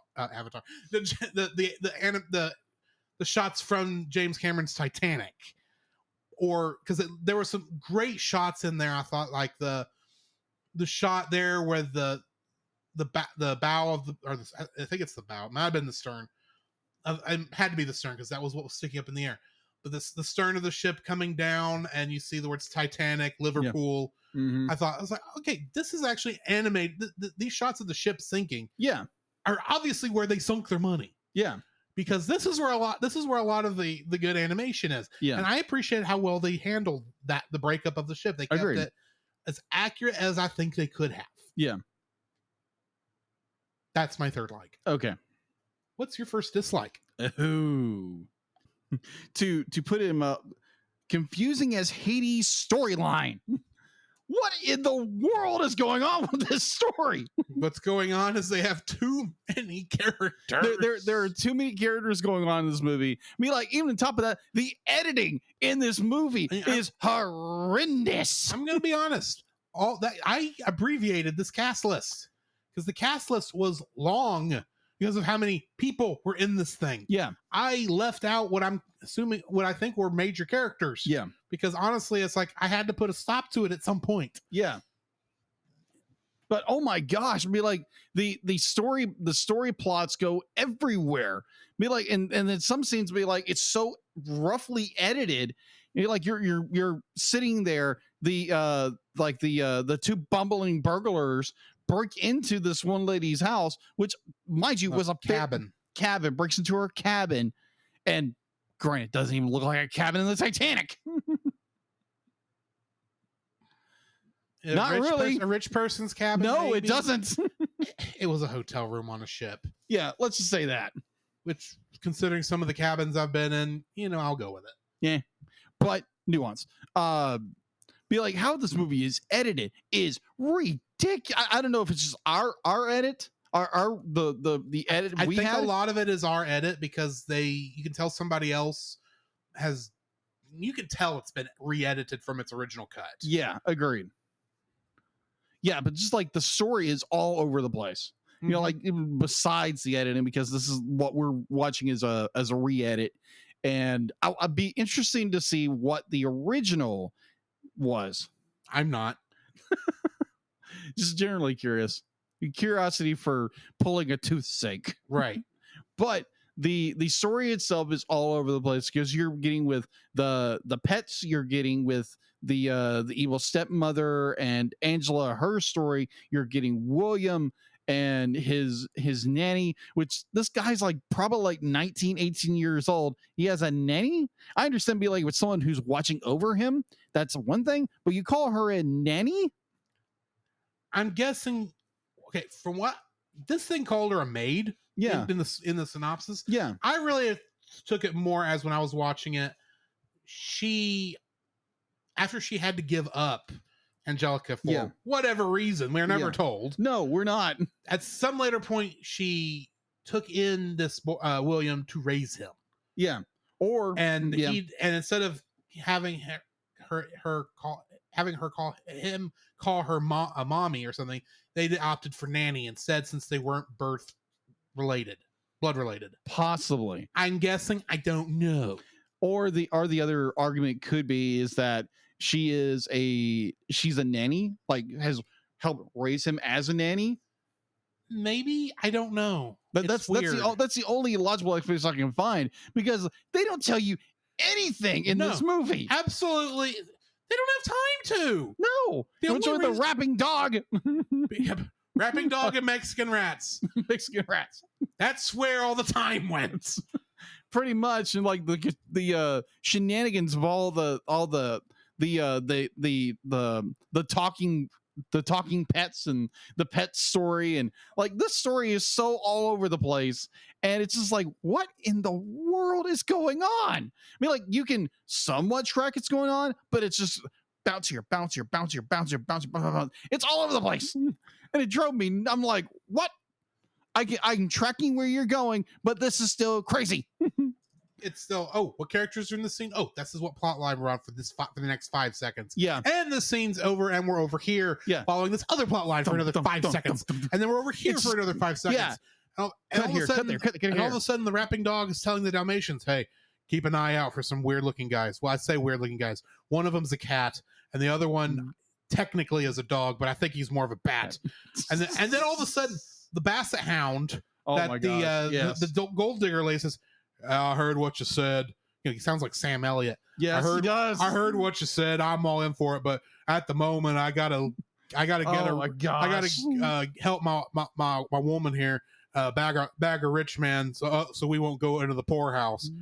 I'm thinking, you're on the Titanic. How poor are you? You're in first class. Yeah, that never made any sense. I was like, really? Be like, you're a first class passenger. You paid a butt ton of money to be on this ship, and you're saying to yourself, you're poor? Exactly. You must have spent all of your money to get this cabin and are now going to be in the poorhouse in New York. Yeah, that's about it. Anyway. Oh my gosh. But yeah, that's the story is all over the place. It is pulling you left and right with like every 5 seconds, it changes the plot. Or it changes where it's going in the story. Mm-hmm. It's just, can we stay with the character for 2 seconds and not get these terrible dissolves where like they're cut off half sentence? It's like, what? They're cut off half sentence because the sentence went on longer in the original version. Apparently. And it's like, we got what we need to send this scene. We need to move on to another scene and wait till she gets to the period. Close enough. Yoink. I think we are watching the edited version. Well, we are. The minute I saw, the edited version is the one with party time. It's like, yeah, we are. This is the edit. Oh my god! This is the weird edit. This is the weird edit. I'm fine with that. Oh my gosh! So, what is your first? It's like this movie, for the most part, is animated like a Philips CDI game. Oh my! Yeah, you're right. You're right. Go back and if you don't know what I'm talking about, Google Hotel Mario on Philips CDI or the Zelda CDI games and look at that weirdness. That is technically worse, But if you look at the actual animation style and the art style, it is that. It is animated just like that. Half the time they are looking at you.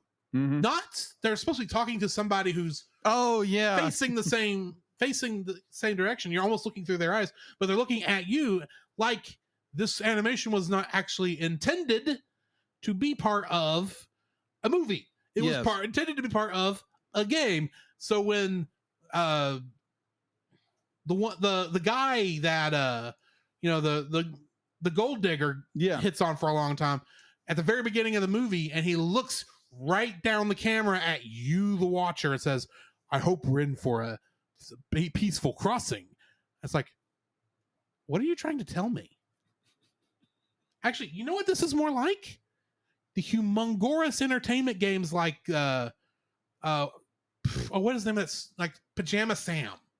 Okay. Or you don't know what I'm talking about. No, I don't. Look that stuff up. That's one of those things where there is technically a game, but they include so much other stuff for the kids with ADD. Oh, okay. That they, no matter what they click on, something happens. Oh, fair.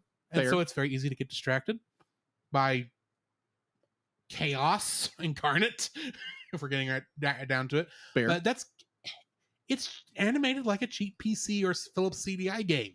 Agreed. A large portions of it. I'm not saying there's not parts of it that look good. We've talked about a lot of those moments, but there's also a lot of moments where it's like, we don't have it. We got to go about this as cheap as possible. And so that's what they did, because it's not an important scene. It's just a scene that has to happen, and we don't have any money to put to it. So that's why they're going to move weird. Yeah, agreed.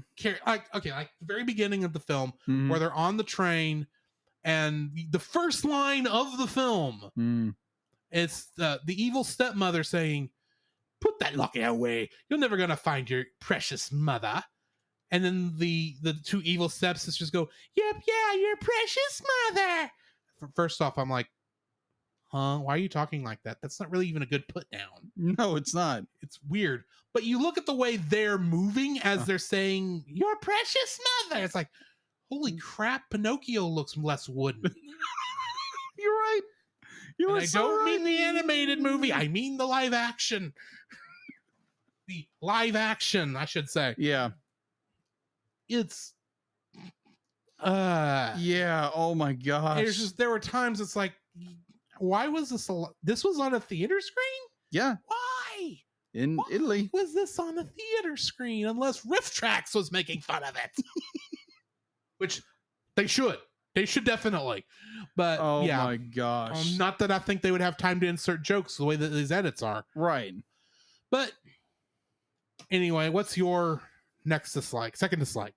Second dislike. I'm gonna go for the jugular here. We're dealing with one of the worst maritime disasters of all time. Yes. Titanic was criticized because it was doing a love story around this tragic event, but Cameron and the people behind it had so much reverence behind it that they weren't going to make jokes about it.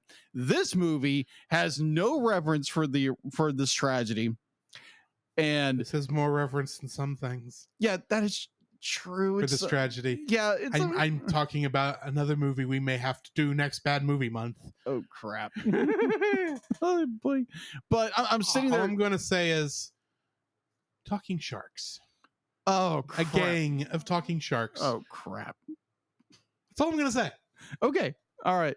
So, like the scene you described perfectly is the boat is sinking. The boat is sinking. This is supposed to be a sad moment, and we're getting just stupid jokes in the middle. Like, granted, it's a kids movie. I totally get it, and I think the nostalgia critic did it very well with this idea. It's like, okay, you can play your little jokes. Or the fact to be like, towards the end, we get a happy ending where everybody else, and they don't acknowledge at some point over 1,000 people lost their lives in this movie, in this actual event that happened. Because they actually, and it's just like, what are you thinking? It's like, oh, we don't want to leave kids on a sour note because we just had the biggest tragedy put to screen in animated form. Yeah. It's like, wait, don't go. Don't you want to? It's like they know everyone's running out of the theater. Yeah, run. says, don't you want to know what happened to the rest of us? And you see, and of course, they didn't animate this because they didn't have any animation budget left. No, they didn't. And they're showing all these little quick montages of what happened to all the other people. And they go, and they all lived happily ever after. See you next week. I go, half the people who are on, all but like 10% of the people on this boat only get a happy ending because they survived. Yeah, exactly. A lot of people just died in an animated film. Yeah. And there's no acknowledgement of it. None at all. And be like, because it's a kids movie. Kids don't die in kids movies. Yeah. They may get destroyed, but they don't get killed.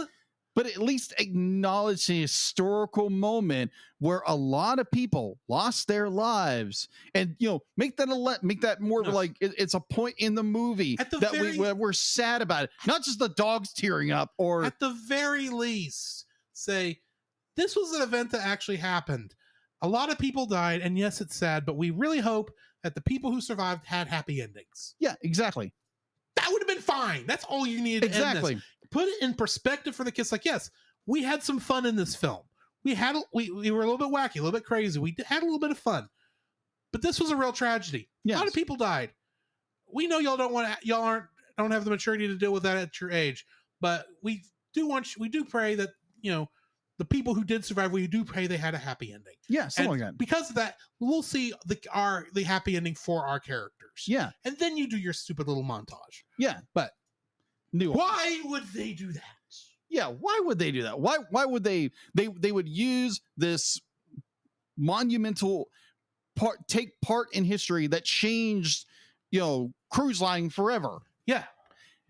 And be like, to take the simple fact of be like, over 1,000 people died during that night, during that morning, and you don't acknowledge it at all.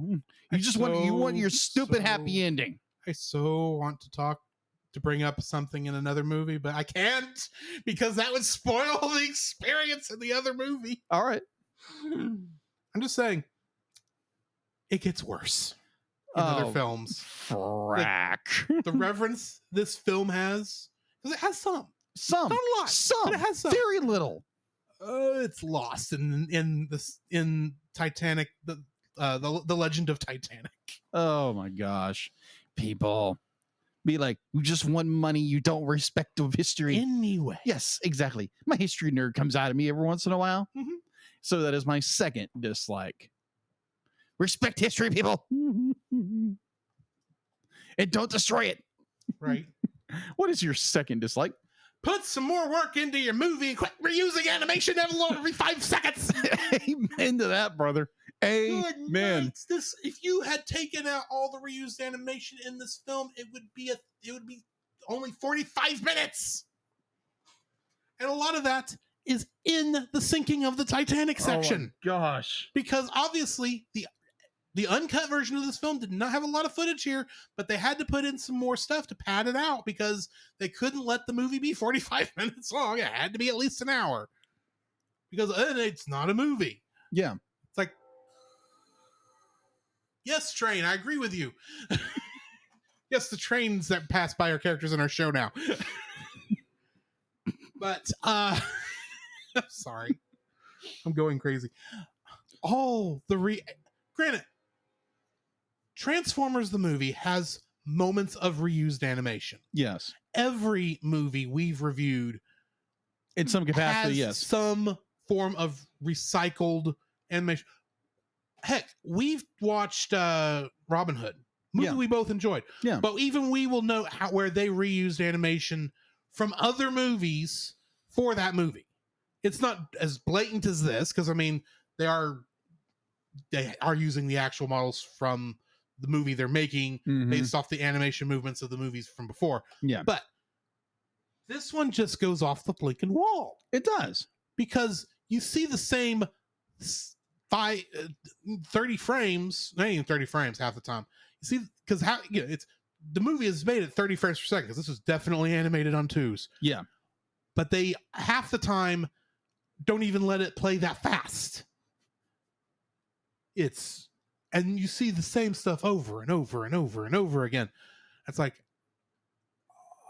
what? And a lot of it's in the animal stuff. because I'm guessing maybe the animals didn't actually talk in the original one. Maybe. And then they had some stuff where maybe they did, because obviously the stuff with the mice had to have some talking scenes as much as he's on screen. Yeah. As much as he keeps talking. And the stuff with the cat and the bat who's supposed to be a dog. My gosh. Yeah. But at the same time, it feels like that was not a important part of the story. It was just like a weird thing. Yeah. But in this re-edit, they wanted to make it more, so they had to reuse stuff. Mhm. And even with the stuff they obviously made new animation for, Yeah. they didn't make a whole lot of it, so it gets repeated over and over again. Yeah. And it's like,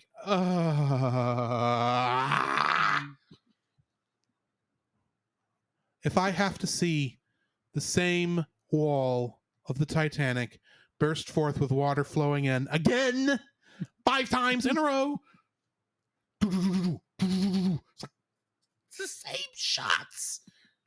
And it's like there's not like something in between to make me feel like this. It's not even this thing. It doesn't even feel impactful.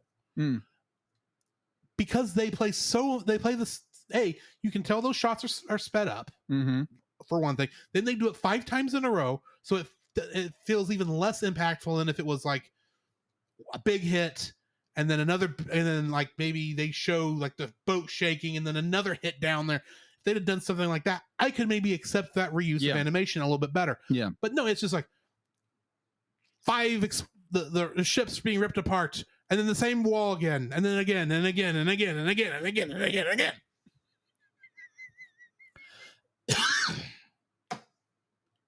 I know this is a cheap movie. Quit trying to make it look cheaper than it is. Agreed. What's your next dislike? My third and final dislike. Oh my gosh, the animation. Like you just said, it to what I said about it. It's so much reused animation. I want to barf. It is ridiculous how many times they reuse animation over and over and over again. And the character facial expressions, oh my gosh, it's not as bad as Food Fight. I'm not gonna go there, but oh my word. I will give Food Fight this much. Yeah, they at least tried to reanimate everything. Yeah, when they lost their footage. Yeah, there is not there is some reused footage in there. Yeah, but the way they handled it, it didn't feel as blatant. Exactly. It's probably the only thing that Food Fight has over this film, because in this film it's like, I know I saw this scene and I just saw that scene again. Yeah, you don't, before you have time to realize that they reused the scene, they've reused it a second time. Yeah, or they flipped it or something. Right. It's like the thing that keeps reminding me over and over again is like He-Man and the Masters of the Universe, the original show. Yeah, back in the 80s, because they reuse animation a lot. They rotoscoped a lot, but they reuse animation over and over. This takes that to the extreme. This is literally copy paste on almost every other scene. They had the scene in their digital editor and decided, you know what, this shot of the iceberg tearing into the Titanic, it's not long enough. We should do this 4 more times. Yeah, one right after the other. So I'm just going to copy that. I'm going to move the rest of the film over here, and I'm going to hit Control C to the right, Control V, Control V, Control V, Control V, and then move that back over. There we go. Scene's done. Yeah. Yeah. Watch stuff before you release it, folks. Yeah. Oh my gosh. Says the pot to the kettle. Yeah. True. True. But oh my gosh, like I said in my likes, be like there are certain scenes in this movie that's done very well. Like some of the animation is just like, wow, I'm shocked. And the next scene is like, oh my gosh, this is terrible. You can tell they don't have a budget, or they have a very small budget, and they have a micro budget. Did they use it on the model for the Titanic? That's what that must have happened. I tell you, like every scene, it's the same shot. That's the money shot. Because every time they showed the Titanic from a different angle as it was sinking, it was a different shot and it was all well animated. Yeah. Even the cheap 3D model of it that was used for the establishing shots throughout the rest of the film looked good. I mean, it was cheap 3D, but it still looked halfway decent. Yeah. And then you go into the ship and it's like, early 2000s Flash animation. Yeah. That's what And it looks not like. good Flash animation. No. This isn't even Homestar Runner good. This is like, I don't know, some crap on Newgrounds. Something old, something that was like thrown together in 5 seconds. Right. But yeah, just I'm thinking like, because there again, go back to Food by Food, give Food by for what it was, even though it was a garbage dump of a movie. Be like, at least it uses animation. This movie just goes everything, and Yes. it drove me nuts the entire movie. And there's points where it's just more like the character animations are just like, what in the did you even look at a reference? I just now realized what this what this editing reminds me of. Think back to any like commercial or TV show where they had to put something on the TV. What they put on didn't matter. So they just kind of played something over and over again in a loop. Yeah. That's what this feels like. Like it's a bunch of random movements of things. Yeah. It doesn't really matter. And it's just not playing on a loop. Yeah. Over and over again until it's like, oh, the scene's over. Let's move to loop B. Yeah, exactly. And also be like, you take the like the character motions, be like, yeah, if you're be like, there are people out there, it's like, oh, rotoscoping's terrible. Rotoscoping, be like, whatever, tracking, whatever. At least the characters look like they're moving correctly. Yes. These characters be like, they're moving like this and just like all jagged and everything. Or they're floppy or something. It's ridiculous. Now, part of me does want to say that, okay, yeah, probably in the original animation, the characters were speaking Italian because it's an Italian film. Yes, agreed. But even then, it doesn't feel like they did a good dub. Yeah. This is a terrible dub. It's a terrible dub, but to some degree, it's like, maybe, kind of. I don't know what. It's wacky. Yeah. Party time. It's party time. Everybody get you going because it's party time. This is just where my brain goes because it's like, that's the most interesting thing in the film. Yeah. My third dislike. The rapping dog is the most interesting thing in the film. The rapping dog is my favorite part of this film, as I said earlier. Yes. And I like being able to go, what stupid thing are we going to get up to next? But the thing is, you take this story and it's boring. It's dull. And none of the other weird things that happen ever get to the level of rapping dog. Yeah, that's the pinnacle of this movie. There is a reason that everyone's description of this movie is it's a movie about the Titanic with a rapping dog in it. Pretty much. And the rapping dog's not even a main character. No. But everyone remembers it because it hits you when that moment hits you, it's like you feels like you just entered a fever dream. Very true. But the sad thing is it's a very poor fever dream because this was the most interesting part. The rest of it is like, okay, you didn't even try on that one. Yeah. Oh, look, it's the Moskowitz family, but it's not. I mean, we ran into the murder, but it's much more obvious now. Oh, look, there's the dog that they think is actually more in line with a bat. How do I know this? They said the joke 3 times. And then there's the Basset Hound that sounds like Sam Elliott, who keeps tripping the same people, and his gold digging mistress keeps saying, "Oh, you went with the wrong ones again. I want the rich guys, not these little poor beggars." It's like, they're trying to steal from you, lady. How have you not figured this out yet? And there was at one point where she's Angelica's got the locket back, and they're dancing in front of Molly, and Molly, for all she knows, that was a gift from her that was stolen. Yes, for her that was stolen. Yes.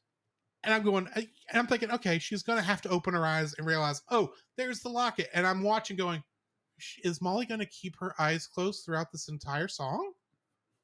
Because she nearly does. Yeah. It's like, and then finally she opens it up at the last second. Oh, good. Now we have the plot, the bare bones plot can move on. Yes. This part of it anyway, because there's like 30 plots in this film and they're all as thin as tissue paper. Yeah. And the thing is, like I said, if you can't be good, be interesting. Yeah.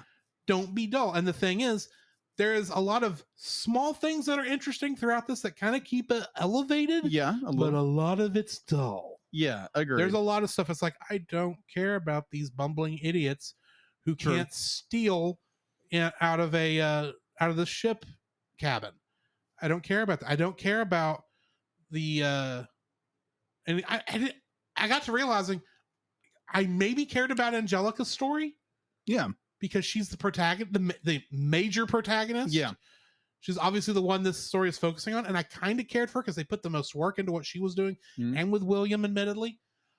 But I got to realizing I don't know or care or even really give a flying banana about who half these people are. I want to get back to the rapping dog. Because the rapping dog was the most interesting thing that's going on in this. Yes, I care about Angelica, but have her team up with the rapping dog to find her locket. That'd be a far more interesting movie. I'm not kidding. Every time bootleg Sherlock Holmes showed up, yeah, I had to stop. It's a good thing they kept trying to make him say his speech, his introduction speech that he only got through one time. Yeah. It's like, oh, it's bootleg Sherlock Holmes. Okay. Why do I care about you again? What are you doing? What's your point on being this? Oh, you're trying to catch Cruella de Vil knockoff and Dirk and Kirk, her two bumbling idiots. Yeah. And doing a poor job. Doing a poor job of it because I can tell you where they are. They're right over there. She's looking at the Dalmatians. She's sizing them up to make a fur coat out of them. And she's not, but she might as well be. Pretty much.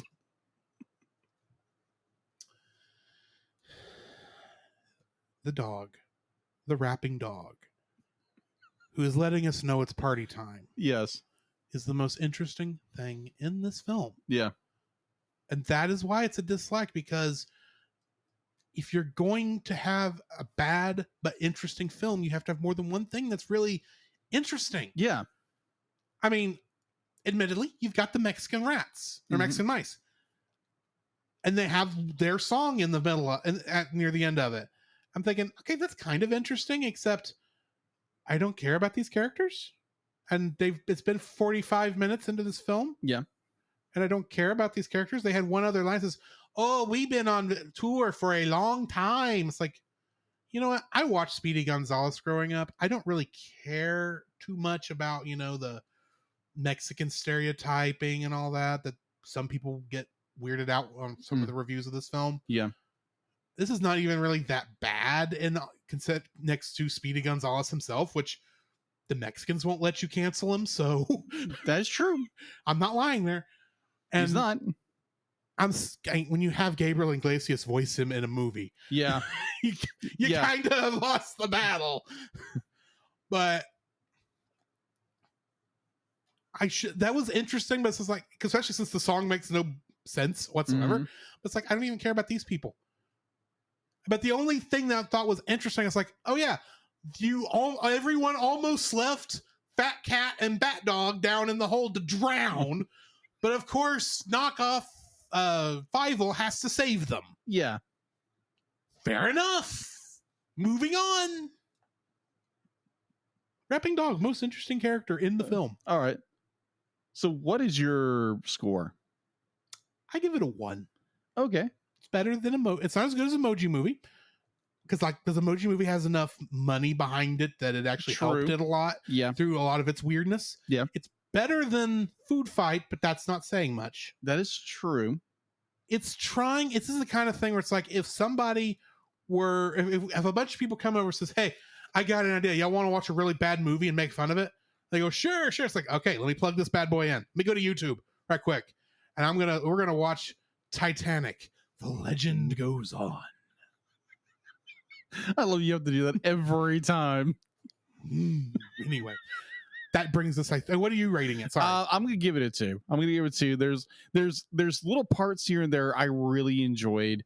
There are little segments here and there. There again, the movie is just laughable and so confusing, and the reanimation makes you want to barf sometimes. And what I said earlier, but there's little things here and there that just be like, Food Fight was trash. Was a trash of film. Go back and listen to that review. But this movie, it kind of steps up the game a little bit. So I'm giving it a 2. Okay. You want to get into some animated series? Yeah. Possibly Rapunzel? Yes, please.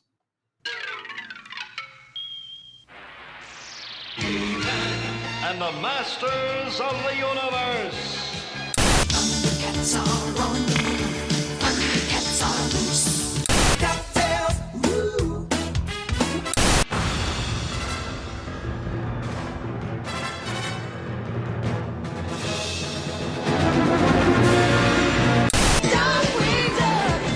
Let's get dangerous.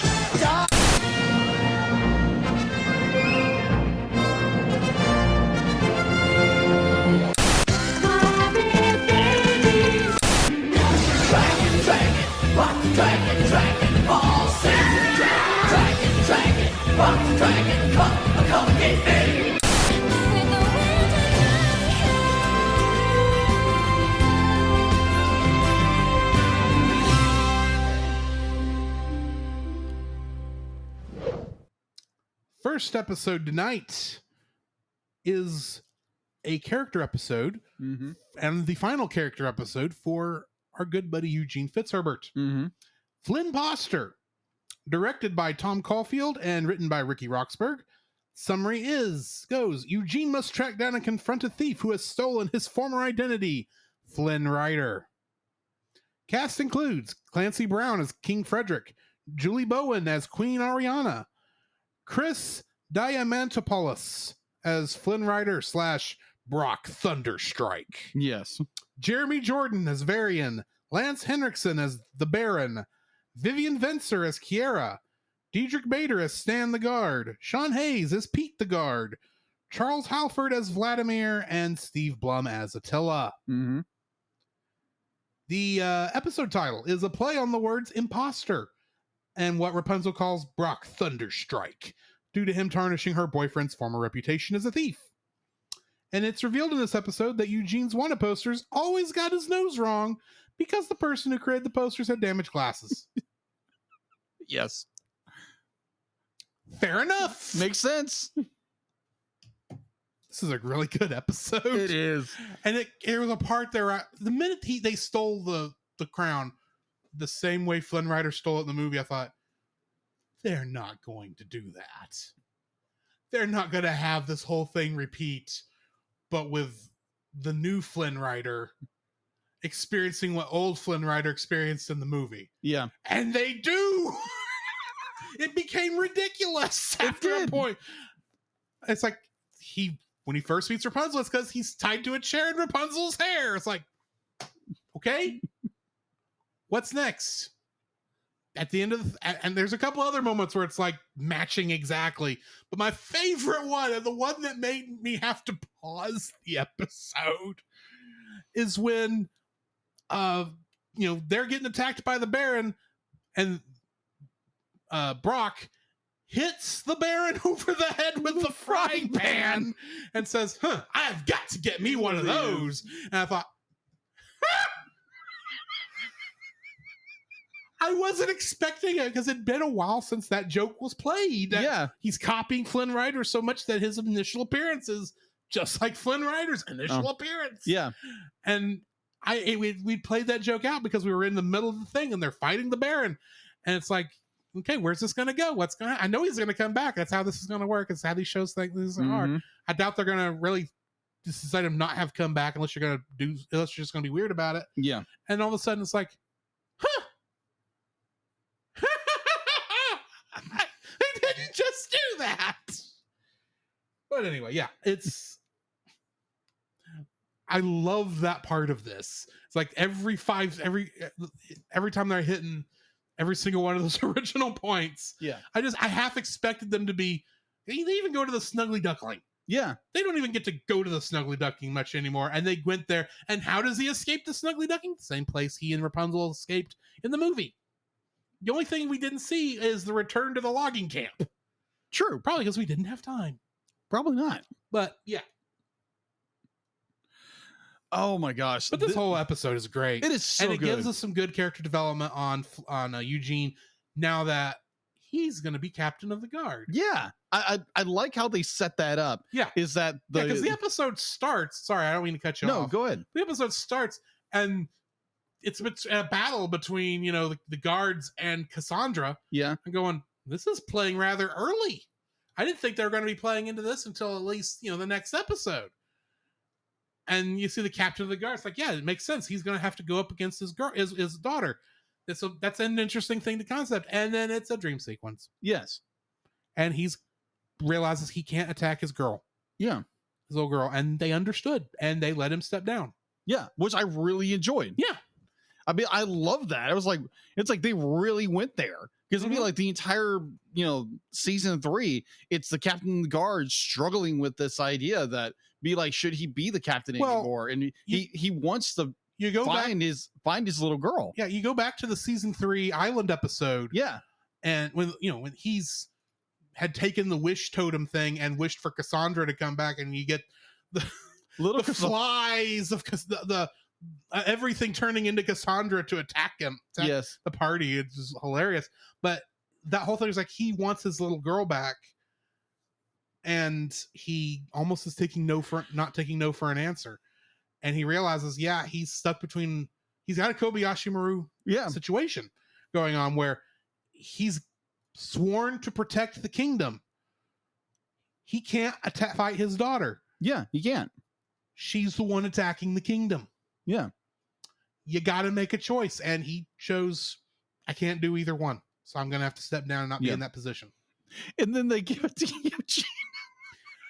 I was it does make sense. Honestly, it does. It makes more sense to give it to him than to either Pete or Stan. They're not going to take over. That is true. That is so true. Honestly, Eugene has done more. I knew it was going to be Eugene before they even played with it, because it's like, dude, who has protected the princess more since she's come back? Yeah. It's been Eugene. Yeah. He's the one who should be captain of the guard. True.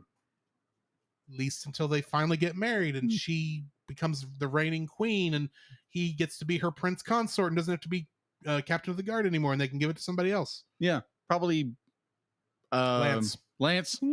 Probably Lance, after he's had some training. Just a little bit. Oh my gosh, let's talk about that.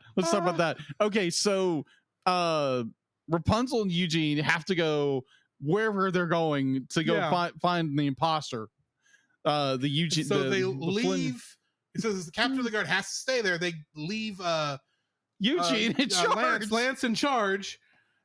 And then during all this, Varian is trying to build this early detection system. It was early, essentially an alarm for the kingdom. Yeah. That will, if they get attacked, they can fire this volley off and let everyone know. It's like, hey, kingdom's under attack, and Lance is screwing it up every 5 seconds.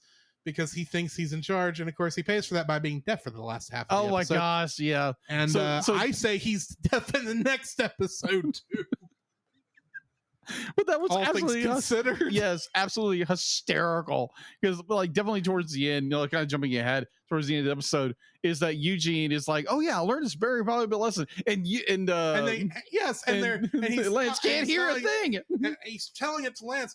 And we're hearing it from Lance's point of view, and so it's all muffled. It's like, we don't know what he's saying.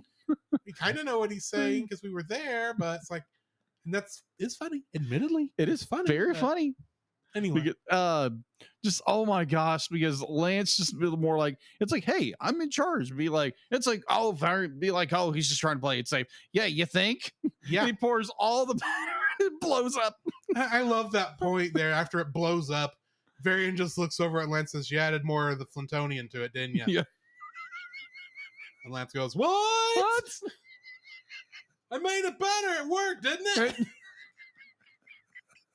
Oh my gosh. So let's get back to the crux of the story, where it's Eugene confronting the guy who's stolen his identity of Flynn Rider. And it's be like, but he's going to tarnish my legacy. And it's more really the legacy you want, Eugene? As someone who stole stuff? I know that's all you had at the time, but you've grown past that. Mm-hmm.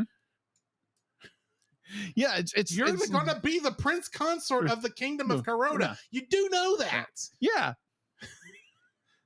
Yeah, there's more than being Flynn Rider. Yeah, and I love that he grows from that experience, and he teaches the guy, good night, you're Prince of the Dark Kingdom. Yeah, exactly. Not anything left of the Dark Kingdom, but true. Which But- more on a certain theory I had in the next episode Yes. But the fell through. yeah, but the imposter would be like, it's more Eugene, giving this young man advice and be like, it's like, yeah, do you want your legacy to be that? Yeah. Be like, you can be you can be your own man outside of this, and it's not a way to go. And what is this character's name again? Brock Thunderstrike. Brock Thunderstrike. That's my favorite scene in there, that he's pouring his heart out much the same way Eugene poured his heart out to Rapunzel. It says, it was great to be Flynn Rider because no one wants to be with poor Brock Thunderstrike. Poor, plain old Brock Thunderstrike. And Flynn just looks at it and goes, "What'd you say your name was?" I was like, at first I thought, okay, did I miss something? Does he know a Thunderstrike family? I was like, no, he's got a great name. He doesn't need to name Flynn Rider. That's what he's talking about. Yeah, he's missing the point. Missing the whole stinking point. It's like, yeah, when you got a name like Eugene Fitzherbert, that makes sense because it's an unfortunate name. Yeah. No matter how you look at it. And it's not even his real name. Yeah, we don't even know his real name. Yeah, we do.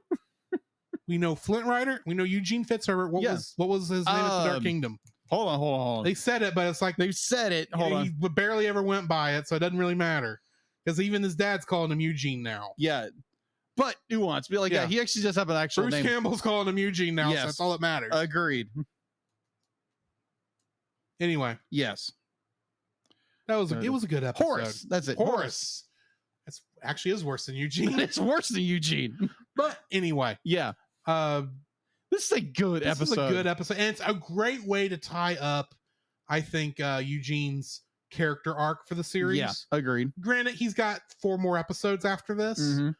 And he's going to have some more growth there probably, but not a whole lot. Because this is really putting the end to his big character arc of, really, that's been there since Tangled. Yeah. Who is he really? Is he Flynn Rider, the dashing thief? Or is he Eugene Fitzherbert, the good man? Yeah. Because he's got to pick one of these personas. And that part of him becoming captain of the guard just really finishes him stepping up to that position. And letting literally becoming what was his worst enemy. Yeah. Outside of Max. Yeah. And now becoming Max's boss. Which is, well, can you really be Max's boss? And the princess can, because she's the princess. Well, hold on. Like towards at the end of Tangled, be like Rapunzel does say that Max does become captain of the guard. After this, probably. After this. But it is unique. I mean, like, it is very much an end of a chapter of where Eugene kind of steps into what he's supposed to be. Yes. The role of a leader of the kingdom. Yeah. Which, honestly, before he met Rapunzel, he had no way of getting. No, he doesn't. Not really. So, let's continue on to another character's, I'm not going to say final character episode. Yeah. But a major character episode in Once a Handmaiden. Yeah, agreed. In this episode was directed by Phil Pignotti and written by Leanna Dindal. In this episode, disguised in a magical cloak, Cassandra sneaks back into Corona with the intention of making amends with Rapunzel. Cast includes Jeremy Jordan as Varian, Bruce Campbell as King Edmund, Clancy Brown as King Frederick, Jennifer Veal, who previously was Enchanted Girl. I am now going to go ahead and just put it out there. Zan Teary, the villain of this show. Yes. Donna Murphy returns in a technically archive audio as Mother Gothel. Charles Halford as Vladimir. Suzanne Blakesley as Old Lady Crowley, and Steve Blum as Attila. Trivia for this one. Like the season 2 episode title, Happiness Is, this episode title is also a partial popular quote. Yeah. Some goofs for this one. Operation Obsidian disappeared, but is replaced with a different one when Varian is shown to be wearing his outfit, apron, gloves, and shoes from season 1 at the end, near the end of Rapunzel's return, while he is sitting on Fidela before a guard comes to tell Eugene that Cassandra is inside Corona to attack Rapunzel. Also, when Varian is on Fidela, waiting for a guard alongside Eugene and Maxima, Fidela's saddle doesn't have a sun symbol on it. Mm-hmm. And even though Varian says that he doesn't want to hurt Cassandra during the episode, but during the episode Secret of the Sun Drop, he did hurt Cassandra and Queen Ariana after he grabbed his former crush and Rapunzel's mom with the giant robot hands because he wanted Rapunzel to feel the same amount of pain and agony that he had. When she finds the other piece of the mirror from Tale of Two Sisters, and she sees the scene that we saw as that episode ended, I thought, is she going to turn tail here and then team up with the crew to fight Xantiri? Or is that what this episode's going to be? It felt for a long time that's what this episode is going to be. Also, before I get too much farther, I say this is the best Goodwill Games episode we've had. Agreed. Because the other two are no. But this one, a lot better. Yes. Because it actually has something to do with the stupid story. I'm not saying the story is stupid. It's just I've been frustrated with some of the filler in this series. Agreed. But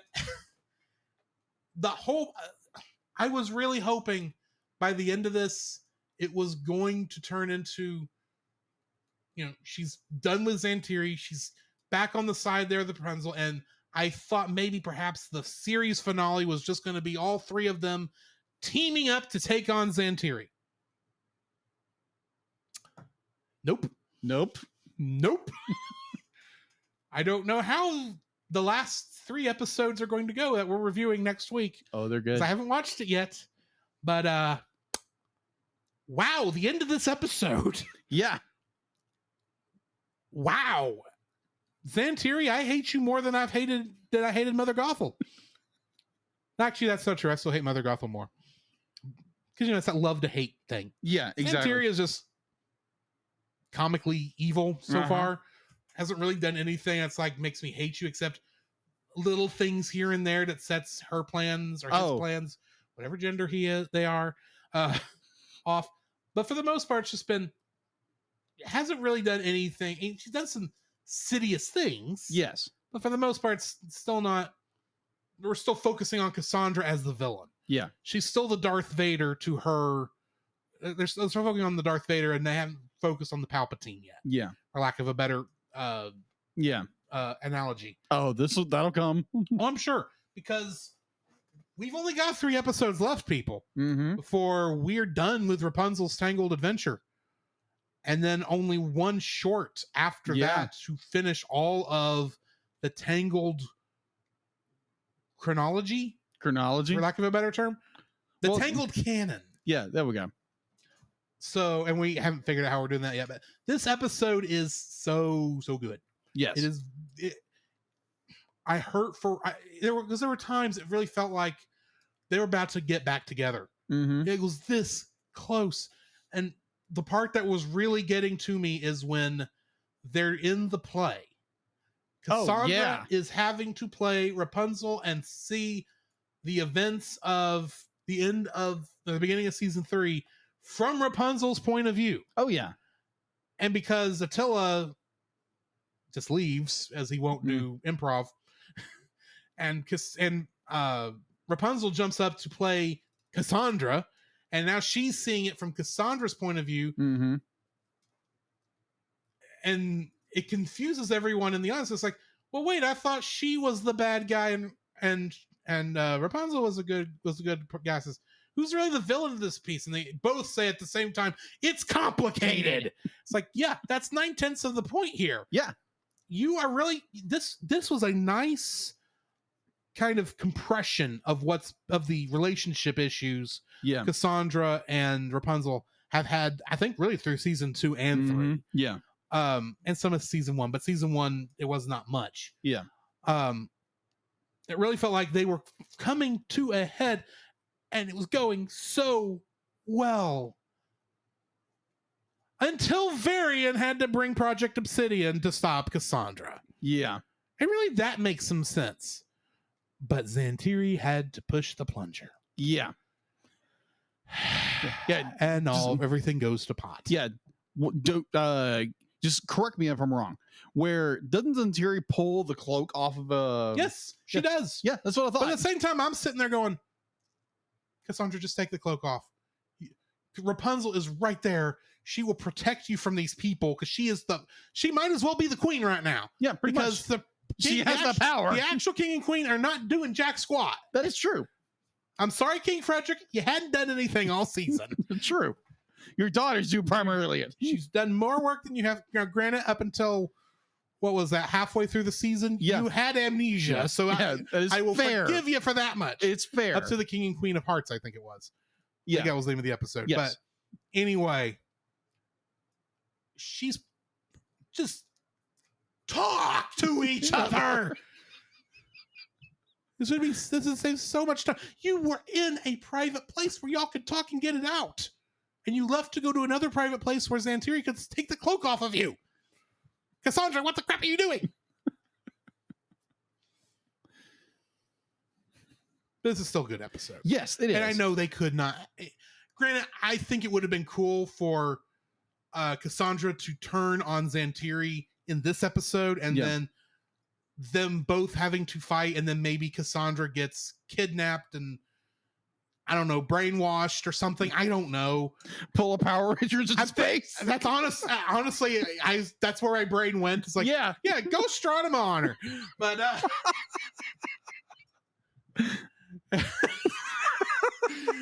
just, I was hoping it's like, maybe this is granted, I know the next three episodes are probably going to be epic. Yeah. Because it's honestly the end of a very well-made series. Let's be honest. Yeah, agreed. But I was like, I just kept feeling like we are almost at the turning point, and I know what you're doing. You're trying to give us hope so that you can pull it away, so that going into the last episode, we're primed and pumped to see how is this going to end. Are they actually going to have to fight each other, and is one person going to have to kill the other? Mm-hmm. Sorry, kids show. Is one person going to have to destroy the other? Yeah. Granted, I have seen a screenshot that makes me think otherwise. Okay. All I'm going to say. Okay. I suspect hugs will be all around. Maybe.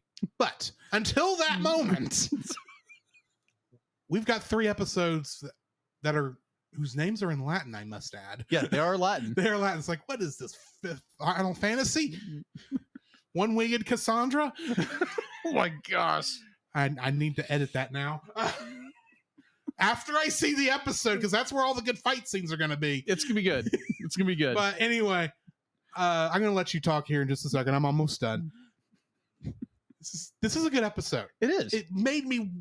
It gave you enough hope that it's leading so well into the next episode. Because obviously, this episode ends where the next one has to begin. There's not going to be any intervening time, other than maybe a couple hours. Yeah. But man, this was done so well. What are your thoughts on this episode? Man, I think you literally took all the words I was going to say and articulated so well with this. This is a very powerful episode where Cassandra learns the truth that Zantiri's been lying to her, and turns on her and be like, oh, I'm going to try to patch up the relationship I had with Rapunzel. Maybe I can make this work. And of course, Zantiri is going to have nothing to do with it. Be like, I'm going to mess this up because it's my plan. You're not screwing my plan up. Yeah. And we'll find what she does later. But it's so good. But it's just like, it's so beautifully well done that it's the fact to be like these two basically sisters are be like trying to talk to each other, but they don't know they're talking to each other. Right. And it's just beautiful dynamic. And then you have be like the variants. What was the system called again? Project Obsidian. You have that place. It's beautifully set up, and just like everything that's going on. And you get to the point. Also, I'd like to point out Project Obsidian did nothing to stop Cassandra except make her mad. Yeah, exactly. So thanks, Eugene. Yeah, thanks. I'm blaming you more than I'm blaming Varian. Varian's just trying. Yes. Yeah, there's the point where obviously Zantiri pulls the cloak off her, revealing it's Cassandra. And it's like, Rapunzel's trying to tell people, don't do anything. And of course, and everyone's ignoring her. And of course, then the potion, Cassandra throws the potion down and it knocks Rapunzel out. It's like, well, it's all going to go to pot now. Yeah. And be like, it can't go well after this point. Yeah, exactly. and it's just like it's so well done. Be like, there's the point where I love this point. It's the point, like even in the notes it says, be like, you want me to you want me to be the bad guy? Fine. I'll be the bad guy. And it's like, you're being your mother. Because she's quoting, not directly quoting, but she's finishing her mother's sentence. Yes. Because in the movie, Yeah. when Rapunzel finally figures it out, Yeah. she says, great, now I'm the bad guy. That's But like in this one, it's, you want me to be the bad guy? Fine, I'm the bad guy. it's literally a verbatim quote. What Mother Ethel said. Verbatim. Still, it's so well done. Yes. It's like, oh my gosh. And then she But literally there is destroys Corona. there's a light moment I have to bring up. Okay. During the play, when Attila is still playing Cassandra, Oh gosh. it's hilarious by itself, and he throws up the black rocks, and they're a little delayed because Angry and Red, I'm sorry, that's how I still think of these two characters. Yeah. They just kind of just jump up like real quick. It's like, and they're just smiling there. I'm looking at it going, I know that they just drew these characters to do this one scene, and now they don't really they can't animate them, so they're just kind of just sitting there and blinking every once in a while so they don't look dead. Like Shorty does like half the time in some of his Right. but which by the way, we had a lot of good Shorty in this episode too. But that little shot of them just standing there, and it looks like they're leaning towards Rapunzel. Oh yeah. And I'm looking going, are you thinking she's going to tell you a secret, kids? And it took a little bit away from the scene because I'm looking at them going, they just look a little too eager to be to be listening in on the conversation. Oh When my in reality, god. it's just, they're playing the Black Rocks. They have to lean forward because that's what the Black Rocks do. Granted, you don't need people playing this. Good night. Put Red in the role of Cassandra. She'd do better than Attila did. Especially when she turns into a giant werewolf. Granted, we haven't gotten much of that since they revealed that. True. We better get that in the finale. But oh my gosh, this is a good episode. And how the episode ends, Rapunzel wakes up. She wakes up and they're in the Snuggly Duckling. It's like, what's going on? And she runs out and sees Corona is surrounded by the Black Rocks. Yes. And then we go into Corona, and literally Cassandra has made herself a throne. She's not made herself a throne. She's sitting on King Frederick's that's right. throne. She's sitting on the throne. That's right. Well, And Queen Ariana's throne is like impaled with one of the Black Rocks. Yeah. It's like, oh my gosh, what's happening? Be like, I've seen it. I know what happens. I'm gonna rewatch it again because it's so freaking good. Mm-hmm. And yeah, just stay tuned until next week. This is gonna be a freaking epic conclusion to Rapunzel's Tangled Adventure. I want to bring up an interesting thing though. Okay. I didn't talk about this in Flynnposter, but when the rooster is going off, you know, their advanced warning system. Yeah. For a short second, the way they framed it going around the castle, it kind of looked like the Walt Disney logo, right? It did. And then you get this one. Yeah, there's no fireworks going off, but it's kind of the same angles, except there's spikes everywhere. Yeah, sure. It's like, and there's Maleficent. There's Sleeping Beauty's castle after Maleficent took over. Pretty much. Because it's Sleeping Beauty's castle in the logo. Yeah, it is. That's always has been since they introduced the logo. Since they left RKO. Mm-hmm. But they did here's Sleeping Beauty's castle, and we in the last episode, and then into this episode, we still get Sleeping Beauty's castle, but covered in vines, because we are finally entering the climax of the Disney princess story that I had not realized until this point. We didn't get entangled. It was a different ending than we normally get, but now we're getting the true ending of a Disney princess movie. Pretty much. Where they're gonna have to, except it's not gonna be a dashing prince going to save a princess. It's going to be much like Frozen. Yeah. Two sisters having to come against each other. Yeah. And probably the sisterly love's gonna win out in the end. Possibly. I hope. Yeah. But in the meantime, I think that brings us to the end of this. It Unless you've is. got something else to add. No, it's just, oh my gosh, guys. Be like, just wait. Be like, we're going to do the review. If you've already watched it, hold your reviews to the very end and let us know what you think. No spoilers beforehand, but hang on. It's going to be good. Fair warning, next episode, it's going to be a longer than this one. And this one's been a long one. Yeah. Not because of Titanic, the legend goes on, but because these 2 episodes were really, really good. They were really good. Agreed. But yeah, I think that's going to be it for us, guys. In the meantime, this has been Drew. This is Jacob. And we'll catch you in the next frame. You can follow Jacob on his Facebook at Jacob B. Heron. His Facebook page, Jacob's Daily Art Corner, where he tries to draw each and every day. His Instagram at Jacob B. Heron. His Twitter at Jacob Heron. And his Letterboxd at Jacob Heron. You can find Drew on Facebook at Drew Dodgen. His Facebook page, Drew's Photo Bin, to see his photography. His Letterboxd page at GGeorge759. His Twitter at GGeorge759. And Instagram at Drew Dodgen. You can like us on Facebook at the Cellcast Podcast. On Twitch at the Cellcast Gaming. On YouTube at Cellcast. On Twitter at cast_cell. The Cellcast can be found at Apple Podcasts, Google Play Podcasts, Stitcher, Spotify, or anywhere else fine podcasts are downloaded from. Please rate and review us where you found us, and also on Podchaser. Email us at thecellcastpodcast@gmail.com. The Cellcast is a proud member of both the Pop Americana and Culture Box media networks. For more information, please see the link in the description. Our theme song is Drop and Roll by Silent Partner.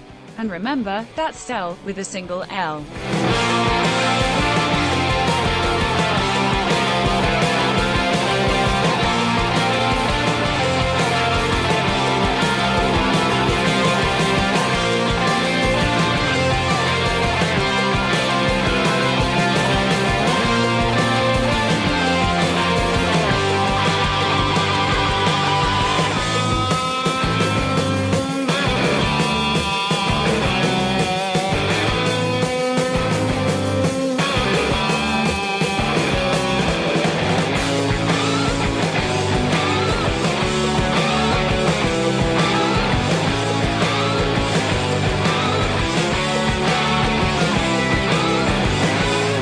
There's something you should know, so I'm gonna tell you so. Don't sweat it, forget it, enjoy the show. Working all day, now it's time to unwind. Kick back, relax, take a load off your mind. I'll be busting the moves and I'll be busting the rhymes. We busting up laughing cause it's party time.